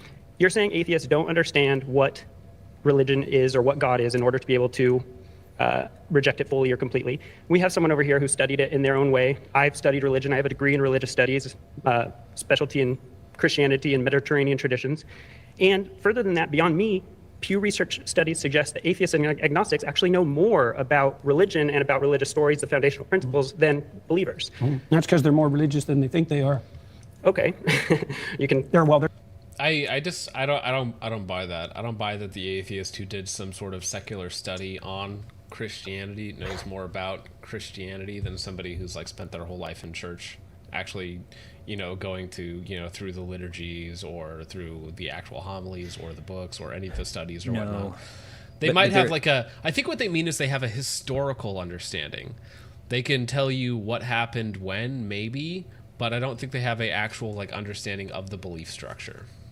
You're right. I think what he's contrasting would be nominal atheists versus nominal Christians. I would assume he's probably right. Nominal atheists have a better view of the stories and sort of the way Christianity is presented, because it takes a lot more guts to become an atheist than basically atheism is a lot harder of a pill to swallow than just being a nominal Christian. So you're right. The Christian who's been in the church his whole life and actually knows and studies scripture is going to have a much better understanding of what Christianity is than an atheist. But an atheist, because that's it still is looked down upon in society.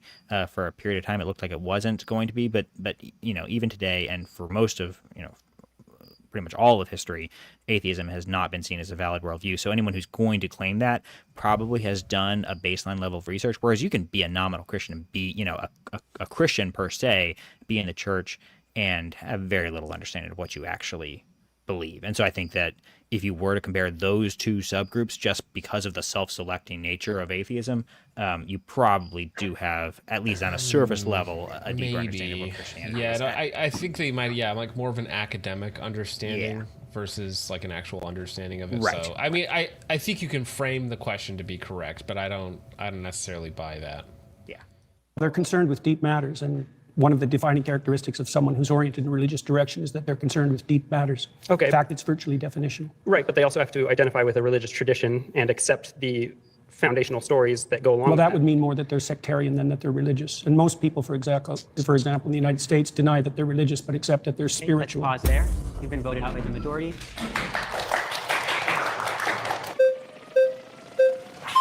Aha!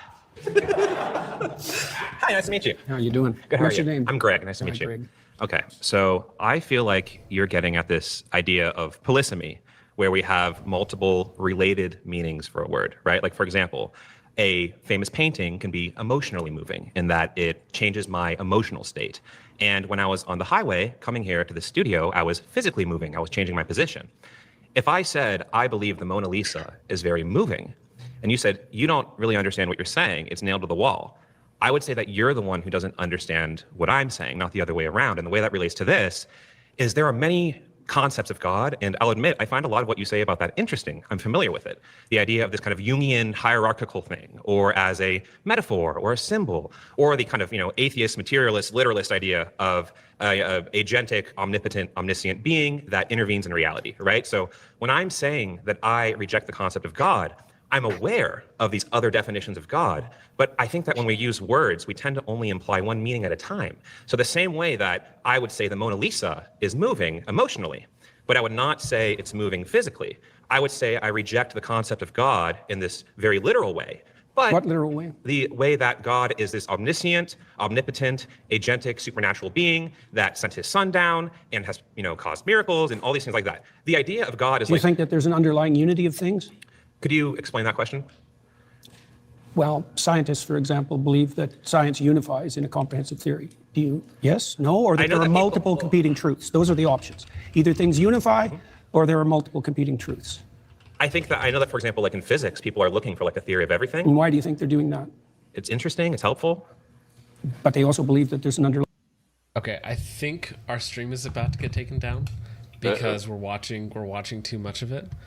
But it's going to come back in just a second because your stream has been temporarily blocked because we detected video belonging to someone else. If you plan to continue, please ensure that the content owner has added your channel to their allow list. I saw it drop by half a second ago, so if we're still here, we'll be back. Be back. So I think this didn't happen last time when we were watching the Jubilee, but it should be back. It should be back. They got you. Yeah. Damn it. Because I would say it's transformative, but we probably also need to get at some point, if we want to do this more often with the Jubilee videos, is get a content filter. So like I need to download the video and then like put a plaque over it and then like mess with it a little bit. Well, that sucks. It should come back here. If it doesn't come back here, that's it. Because we're not offline yet. No. Because it still shows that everybody's here. Right. Refresh the page. I'm saying refresh the page. Because we were actually doing pretty good there. We were over 50 for a while. For a long time with it, which is good. And then I saw it dip down to 28, and I was like, uh-oh. And that's when the warning popped up on YouTube. And then it bumped back up, and then it was like, actually, no, you're done. Which I wish it would do that more often, where it would give you a little pop-up like, hey, we detected some copyright content in there, which is why I messaged. But if we don't come back... Okay, I think we're back. Give it a second. All right, we're back. Apologies, ladies and gents. That was awkward. Jubilee doesn't like us watching the video, but I wonder if we could listen to it off screen. Or we can make it like tiny. Like mega tiny, and have James do all the reacting to it. I'm very big. I don't want to see that guy's posture of a wet noodle anyway. Oh, sorry. Oh, no.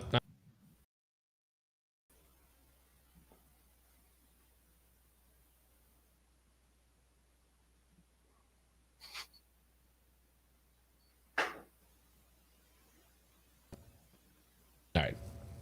Well, so do we want to continue it off screen, or how do you guys want to keep going? Well, now would be a good time to play the second clip that I suggested with the timestamp. If you go to the private chat.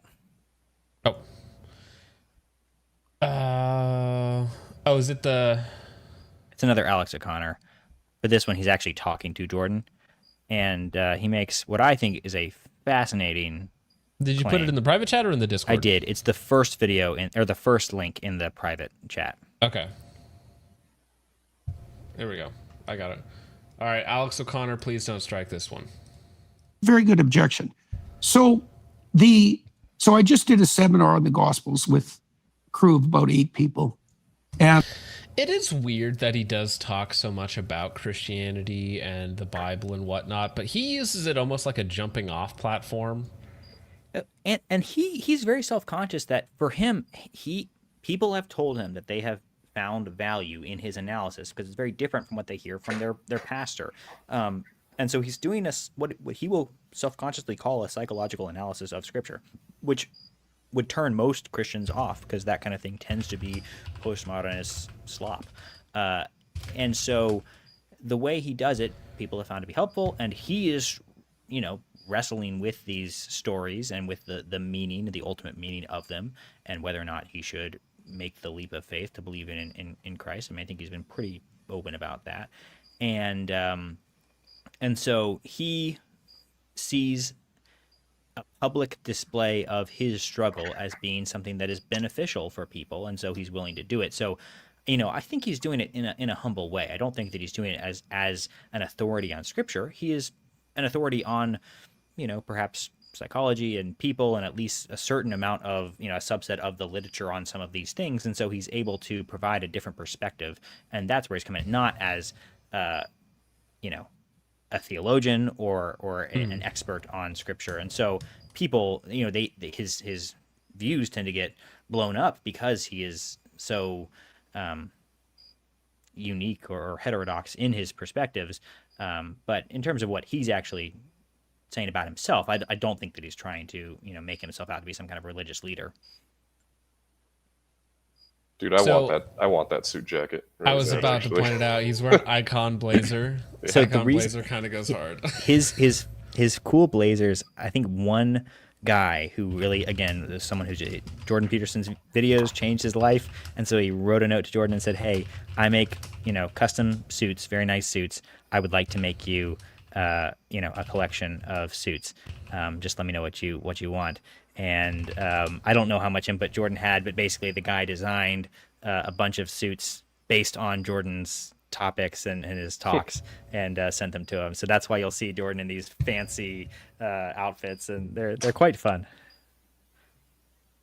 And it was the same crew that walked through Exodus with me with a couple of variations. And we spent a lot of time on the resurrection accounts, for example. And of course, that was the toughest, let's say, that was the toughest morsel to chew and digest. The thing about the resurrection accounts is that they're all, look, so I could say something like this, which will just annoy people, but it doesn't matter.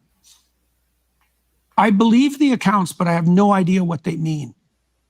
When you say you believe the accounts, do you mean, and I hate to be sort of pedantic here, it seems pedantic, but do you mean you believe that these are things that happened such that that's a strange I know you don't thing. like that. Let me put it this way. Yeah. If I went back in time with a Panasonic video camera and put that camera in front of the tomb of Joseph of Arimathea, would the little LCD screen show a man walk out of that tomb? I would suspect yes. So that to me seems like a belief in the historical event of the resurrection, or at least of Jesus leaving the tomb, which means that when somebody says, do you believe that Jesus rose from the dead? It doesn't seem clear to me why you're not able to just say, it would seem to me yes.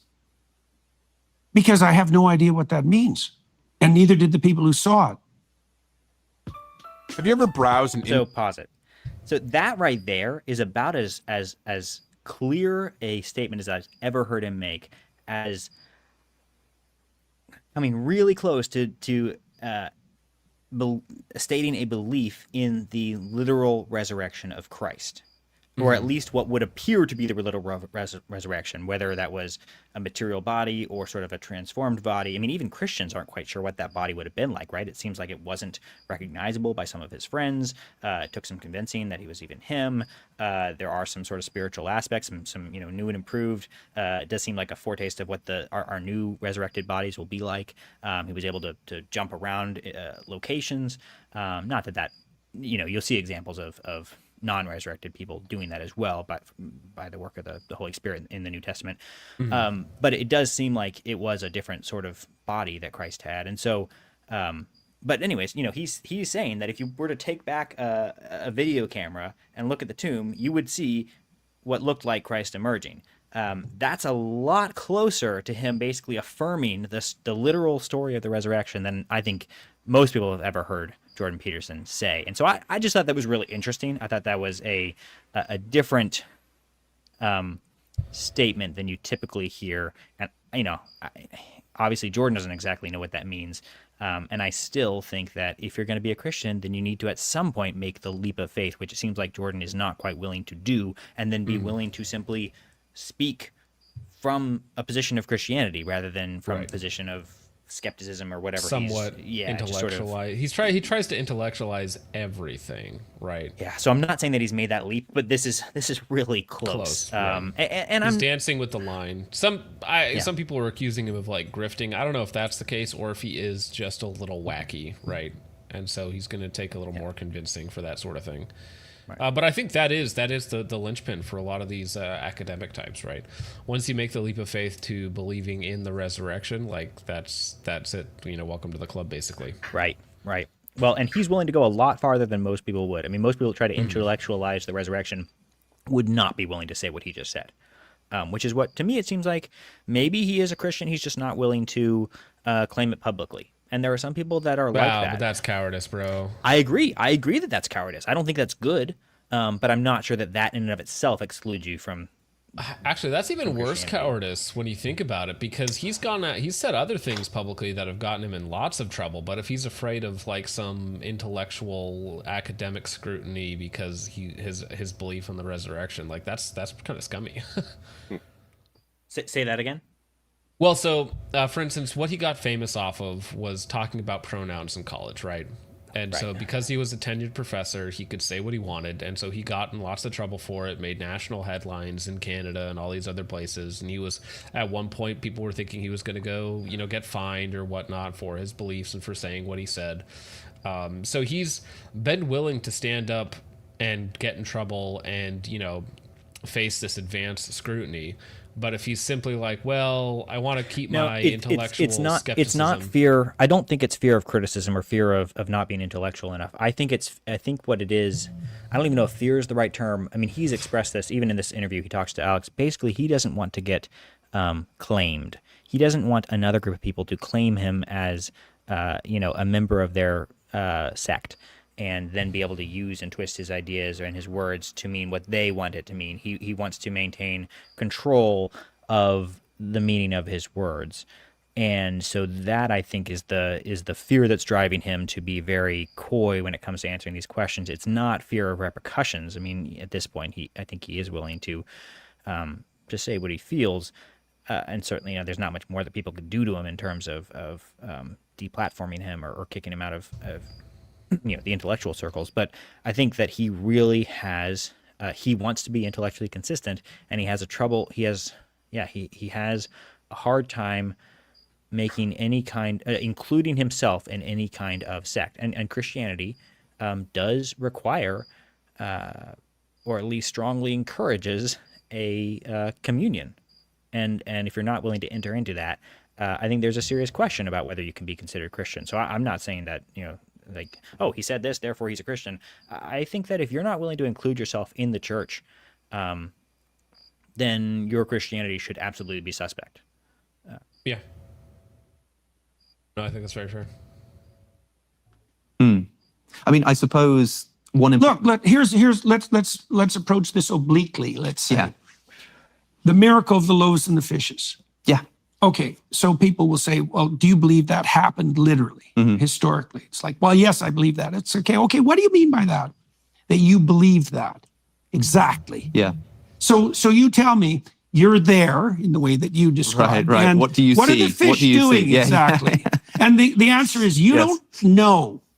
You have no notion about it at all. You have no theory about it. Sure. So your belief is, what's your belief exactly? Well, I think a Christian might say something like, my belief is that I have no idea, looking at those fish, what I would see in the process of them being converted into enough food for the 5,000 to eat. I have no idea what I would see. But I do know that what I would see is the fish end up being spread amongst the 5,000. You know what is funny? Have you guys ever seen that meme where like Master Chief takes off of his helmet and underneath is another helmet? Yeah. Like that's kind of what I imagine is like, or any of those memes where you pick up the thing, but the thing remains where it is, and so you just keep grabbing it over and over again. That's kind of what I picture it as. The same way, right. Like if I opened up the water jar, what would I see when the water became wine? I have no idea. Does it sort of blend from one color into another? Does it suddenly snap? Does it disappear and then reappear? I don't know. Right. But what I do know as a Christian is that I would see something at some event in which when I look at the beginning, it's water, and when I look at the end, it's wine. And I mean actually. I don't mean that Jesus turning water into wine is some kind of, inextricably mythological story, and the question of whether it happened sort of doesn't matter, or maybe it happened in a meta manner, or maybe it happened in a hyper reality sense. I would be, as a Christian, committed to saying that it happened historically. I'm more inclined, rather than to believe, I'm more inclined to understand. And then when I hit the limits of my understanding, I think, I don't understand that. Now, do I believe it or not believe it? I think often, especially with regards to biblical matters, let's say, I have a suspension of belief and disbelief. Yeah, and that's fine too. I think part of the reason that I've been able to be an effective interpreter of the biblical texts, and a relatively scientific interpreter, is because I approach the texts with respect. Maybe I haven't just listened to enough of his stuff, but I don't know if his interpretations have ever been quite that useful, personally. But I haven't really followed all of his stuff, so I don't know if either of you have more of an opinion on that. I've never followed Jordan Peterson personally. I think he just overcomplicates and overexplains things. At least for me. Maybe I'm just retarded, but yeah. I think that he has a helpful perspective on some things. I view him like viewing Jewish scholars talking about the Old Testament. I do actually find their exegesis to be interesting and helpful because it explains how some of the Old Testament texts could have made sense in a pre-New Testament way, which I think is really interesting because as a Christian, very often we read the New Testament or the Old Testament only through the perspective of the New Testament, and we rarely stop to think, wait, how would any of this have made sense? How would these Old Testament laws have made sense without the revelation of what almost it almost seems to be a different God in the New Testament. Now, of course, it's not a different God, but if you read the Old Testament and then read the New Testament, many people do get sort of an impression that, whoa, these are two radically different books. And so to read just have the Old Testament and still have a view of God as being merciful and benevolent, and I think because they don't have the benefit of sort of excusing the Old Testament with the New Testament, they can provide a perspective that a lot of Christians lack, and they tend to know their Old Testaments better than most Christians. You really have to be an Old Testament scholar at a seminary to really know the Old Testament if you're a Christian. Most Christians, even seminary scholars, focus on the New Testament because it's the founding documents of our religion. I suppose. Yeah. And it seems more relevant. But you shouldn't neglect the Old Testament. The Old Testament is like 73% of the Bible.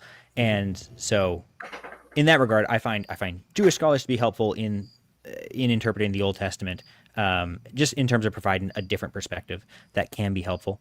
And Jordan Peterson, I view as the same kind of analysis, where it's certainly, I wouldn't take it as being a religious it's not like anything from a pastor. It's not going to be imbued with Christ in every message like you would want in a sermon, but it can be helpful in making you think about a passage a little differently and maybe even understand it and understand how it could make sense or how it could be helpful or how it could be rich in a way that you might not get in a sermon that just sort of reads the hard Old Testament passage and then jumps to the New Testament and says, and here's how it all makes sense. So it's like, well, they didn't have that option back in the day. And so it's helpful to read it with fresh eyes and to read it with a perspective that's not kind of raised in the church. So I think it can be helpful. I think it's an interesting perspective, perhaps. And to the same extent, I think that Jordan does have a interesting interpretation, and I think that I wouldn't necessarily say that it's super useful, though, but it is from Jordan's perspective. Not talking about the Jewish interpretation of the Old Testament, because I think that is interesting to look at like a pre-New Testament time where like these were all that the people had, basically, right? And then, of course, Jews reject the New Testament. And so I think that there is some interest there, but I don't know if it's really particularly useful to the average Christian outside of like an academic, like looking for more introspection, if that makes sense. Where Jordan is useful to the regular person is in that defeating apathy conversation that we were talking about before. Because Jordan has brought a lot of people into the fold of just thinking that these things are important. He'll talk to atheists, and the Jubilee video didn't go that well, but for a lot of people, Jordan was the guy that got them in the door of thinking, hey, maybe this whole Christianity thing actually does have some serious intellectual merit. And then once you start thinking that way, once you've already rejected the postmodern and modern critical mentality that's so rampant in the universities, now all of a sudden you can actually start engaging with Christians and taking them seriously, and then you might actually be brought further. And so I think so many people have seen Jordan as sort of a gateway drug from the atheist or the agnostic perspective into something that just takes Christianity a little more seriously, and then eventually they often move beyond what Jordan has moved. But I think there are a lot of people actually that have been brought to Christ through watching Jordan's content. I've heard of them. Okay, because I haven't heard of any. So, but if you've heard, I won't discount that. But he is talking about it, which is better than I can say about most academics. Yeah. The same respect that I would approach a lab animal. It's like, I don't know what this is. Like, I seriously don't know. And I'm not going to come at it with axiomatic assumptions that are unquestionable. I'm going to try to see what's right in front of my eyes. I'm going to try to see what mystery reveals itself if I take this phenomenon seriously. This is one of the things that I find puzzling, for example, about Dawkins, because Dawkins formulated the idea of meme, which is, by the way, the same idea as archetype. It's exactly the same idea, except he just stopped. It's like, okay, there are memes, they're selected for. Okay, selected on what basis exactly? Does that mean there's a hierarchy of memes? Are the memes more likely are the memes that are conserved more likely to be, what would you say, viable organisms? And if they're viable organisms, are they microcosms? This is really interesting in terms of the survivability, because there's a point, I've spoken to Richard Dawkins, well, a number of times, but twice on my podcast. And the second time, somebody pointed out to me that there might be a point of agreement between you two that has been overlooked, which is that, I don't know if you've ever come across the evolutionary argument against naturalism, or the argument from reason, the idea that if you're a materialist, you can't trust your reasonable faculties. So Alvin Plantinga formulated this very well, very, very geniusly, I think, in saying that if you believe that evolution by natural selection happens materially, what does natural selection select for? Survivability. So if you're a materialist, that means that the very rational faculty that you're using right now evolves not to be sensitive to truth, but to survivability. Yes, that's right. And if that's the case, well, definitely. Why do you believe in the truth of evolution? Well, because you've been rationally convinced of it. But the thing that you've just assented to, the belief itself has just undercut the process by which you came to that belief. Look, there's a whole, the New England pragmatists figured this out in like 1880. Yeah, now I think this is a fascinating, I think it really is just It is. It's exciting. It's novel. That's for sure. That's for sure. It's actually a point where Darwin and Newton do not come together. How do you mean? Well, the Darwinian definition of true and the Newtonian definition of true are not the same thing. Here's the thing. You had a conversation with Sam Harris. You've had a number, but one of them, I don't think it was a live event. I think it was before that. You're talking about truth. Yeah, and you're very awkward second talk I had with him. I was extremely ill. It was. Do you know, it was awkward to listen to because it felt very much like, and I remember at the time thinking, you know, what is this Jordan Peterson talking about? Like, truth is like Darwinian. Truth is about like survivability. What do you mean? Truth is truth. True the way an arrow flies. Yeah, right. And now I asked Richard Dawkins about the evolutionary argument against naturalism. Yeah. I said, well, how can you know that what you believe is true? And he said, because believing true things makes me more likely to survive. Watch where you go with that. I didn't catch it at the time, but I thought to myself afterwards, it was one of my commenters on Patreon actually had mentioned this. He was listening to Richard, and I said, but okay, maybe, but sometimes it's at least possible that something that's false helps you to survive. You know, the rustling in the bushes, believing that that's a lion every time or a tiger. It's circular reasoning. You're begging the question. Believing true things helps you to survive.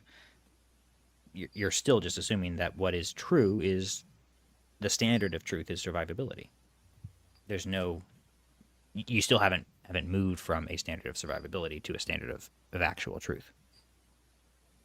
Yeah, I think I get what he's saying there is that you can trick yourself into believing something is true, like as in a rational sense of being true, but then because it's more survivable, it's more like it is fascinating. So I kind of get what he's saying there, but I don't know how useful that sort of thinking is, other than again from an academic perspective.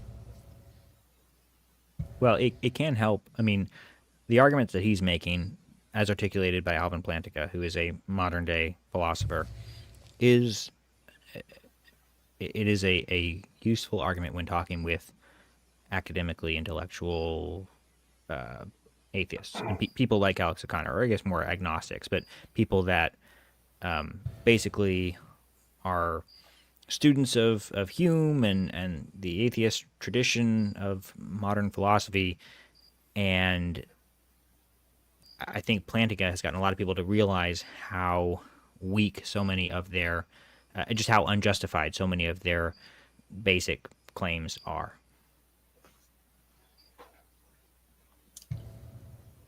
Yeah, even if it's not, that helps you to survive, because that one time that it is you're still going to run away. And it costs you nothing to run away when it's not a tiger. So believing it's a tiger, even when it's not, is going to help you to That's survive. why we have a negativity bias. Yeah, and Dawkins says, well, yeah, of course there are some circumstances where believing something false could be beneficial to survival. And I said, well, how do you know that 2 + 2 = 4 is not one of those?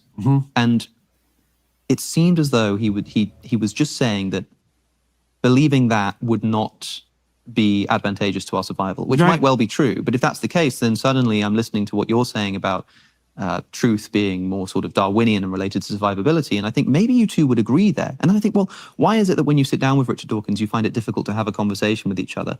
And well, I think it's partly because we don't know each other very well. That's right. Also And so, probably true. and also, there are things he knows that I don't know, and there are things I know that he doesn't know. Now, I would say, in my defense, that what would you say? I'm more of aware of the things he knows that I don't know than he is of the things I know that he doesn't know, right? So, for example, as far as I can tell, Dawkins doesn't know anything about the Jungian tradition of literary interpretation. And that actually, if you're going to talk about religion, that's actually a fatal flaw, right? So, and, he's called me, for example, drunk on symbols. It's like, well, the imagination is a biological function. And it has a structure and a purpose, and it has its own logos, its own intelligible order. And if you're not aware of that order, that doesn't make me drunk on symbols. It just means you don't know what you're talking about. Now, that frustration that you appeal to there, when you hear Richard Dawkins.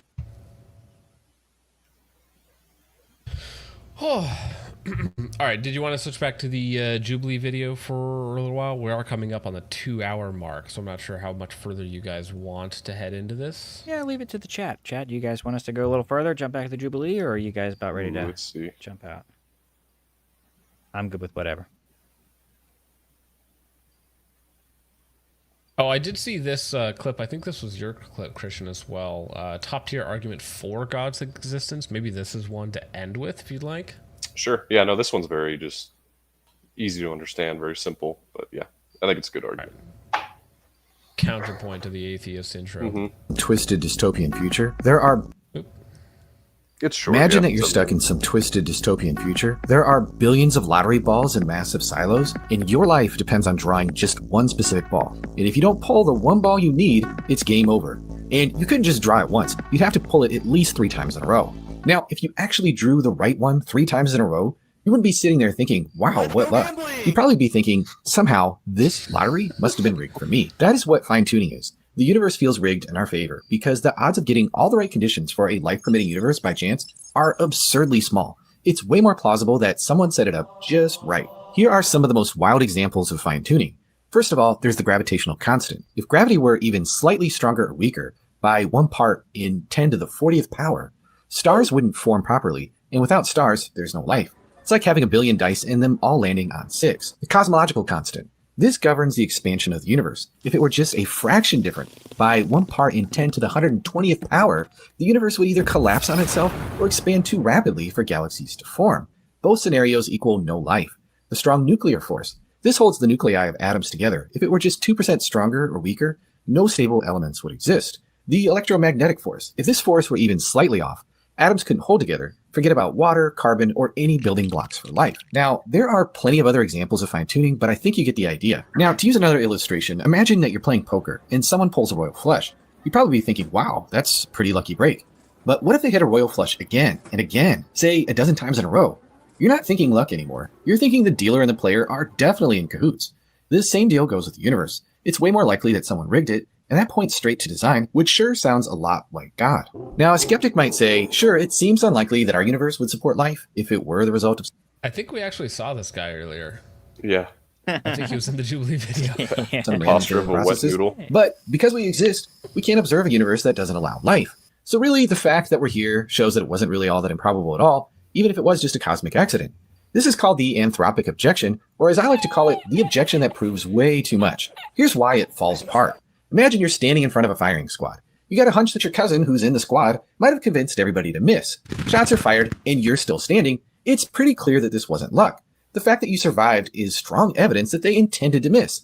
Now, the anthropic objection would say, well, hold on, you can only observe this situation because you survived, so your survival wasn't improbable at all, even if they were trying to kill you. But obviously, this is sheer nonsense. If they kept firing and kept missing, it's not luck, it's evidence that something else is going on. The same goes for the universe. The fact that we're here points to design, not some cosmic dice roll. Now, similar to this objection is the so-called puddle analogy, a favorite among online atheists. Meet Doug, our philosophical puddle. Doug's impressed because his shape fits perfectly into the hole that he's in. But what Doug doesn't get is that, as a puddle, he's literally just molding to whatever hole he lands in. Change the hole, Doug reshapes himself.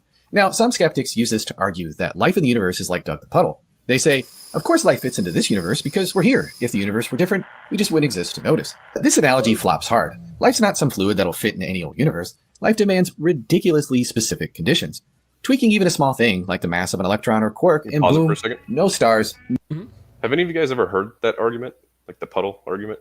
Just out of curiosity. Not in those words, but I have something not. similar. I haven't either. I could see an atheist using that as a reference point, saying, "Well, yeah. Life had to develop this way though because it had billions of years to do so, right? So it didn't just fill the puddle with very specific requirements. Over a billion years, it managed to, within these constraints of the universe, make life here. So I could see them kind of expanding that argument a little bit. Or even, I don't know. To me, it seems like he's not really getting around the puddle argument. I think the puddle argument pusher would say that really we only know this type of life as being possible because of the particular puddle we're in. There could be other types of life that we would experience if we were in a different puddle. And I'm not I think sure you could that... expand that argument. What's that? Oh, yeah. No, I'm agreeing with you. Yeah, I think you could expand that so argument. I don't think that his objection to that argument really defeats it. Now, I don't think the argument is particularly persuasive, but yeah, I don't think that. I think you're just assuming things about fundamental things that you have no way of testing. Right, because you would have to, if from the atheist side, you would have to conceive of a life form that doesn't exist within our parameters, which again, you can't. It's like trying to figure out new laws of physics or something like that. Right. It's like, can there be a universe where 2 + 2 = 5? Maybe, but we're not in it, and we wouldn't really know how to even conceive of it. So you can't prove or disprove whether or not that universe exists without making no planets, no chemistry. Where to go? There it is. No life, a totally dead universe. Doug the puddle can survive any hole, but life can't without a universe that's precisely dialed in. Now, the most well-known objection might be the multiverse. Essentially, it says, sure, our universe looks finely tuned, but what if there are billions or even infinite universes? Most of them might be duds, but in one of them, namely ours, the constants just happen to be right for life. It's like saying if you buy enough lottery tickets, you're bound to win eventually, but there's a lot of problems here. For starters, there's just no evidence at all for the multiverse. It's pure speculation at this point. We can't observe other universes, measure them, or even know if they exist. Second, it multiplies the problem instead of solving it. The multiverse theory needs something to produce all these universes, like a universe generator, but that generator would also have to be fine-tuned to create life-permitting universes, so all you've done at this point is just kick the can down the road. One really lame response to the design argument is to point out that the vast majority of the universe is totally hostile to life, so this place just really isn't so fine-tuned after all. But this genius take misses the point. We're not asking why Earth has water and air. We're asking why this entire universe has the precise fundamental constants that it does. Let's not forget, the vast size of the universe isn't some pointless cosmic flex. Universes that are smaller and denser would collapse upon themselves. So no, the fact that you just can't hit the gritty on the rings of Saturn doesn't exactly crush the fine-tuning argument. Now, another common response is to say that this is just God of the gaps. You're just saying, I don't know, God did it. But no, the fine-tuning argument isn't about throwing up our hands and saying magic. Let's think about this in terms of probability. What we're asking is, what's the probability that an intelligent designer created the universe, given how finely tuned it is for life? Without design, the odds of a life-permitting universe are absurdly low, like 1 in the 10 to the 41st. Again, that's because the constants of the universe could have been anything, and most possibilities make life impossible. Now, if we bring in the design hypothesis, a designer would have a reason to make the universe that supports life. And even if we're being insanely conservative and say that there's really only 1 in a billion chance that there is a designer and that they would choose a life-friendly universe, that's still way better odds than random chance. And here's where the math gets fun. Even if you start with a very low prior probability of a designer, like 1 in the 10 to the 28, right. These the base evidence rates of are all just fine-tuning completely raises... I find these It's all arguments made to be, up. yeah, it's all made up. Yeah. So, like, I think the fine-tuning argument works to some degree because it does just, like, how could this just happen, right? But that's basically where, to me, its effectiveness ends. Once you try getting into the math of it all, it's like you're just making stuff up. These base rates are based on nothing. So yeah, I mean, I get that the argument about the odds for life is incredibly small, and so for me, it makes it simpler to believe in a intelligent design and like the fine-tuning argument, stuff like that. I think that that's a good argument, but I don't think if you're going to try and quantify that with numbers, that's particularly compelling, because at some point you're just making stuff up. yeah, it looks to me it's intellectual posturing. It looks like you're flexing your mathematical muscles, and it's like you don't really need this to make the argument, and it kind of only hurts it. It doesn't help. It's like, well, look, my number is more probable than his big number, both of which are completely made up. But yeah, that's fair assessment. But no, I do like the fine-tuning arguments and stuff like that, and how precise life has to be for us to actually exist here and have this conversation about, whether we can actually know things. Yep. Well, good. I think that's a good note to end on, and we've been going for a while, so with good attendance. So thank you all for being here. Thank you all for participating. We'll be back next week with more fun discussions. We have yet to pick a topic, but we'll probably do something a little bit more structured next week. I've got a couple ideas in mind. So yeah, we appreciate you all being here. We'll see you next week. God bless. God bless, James.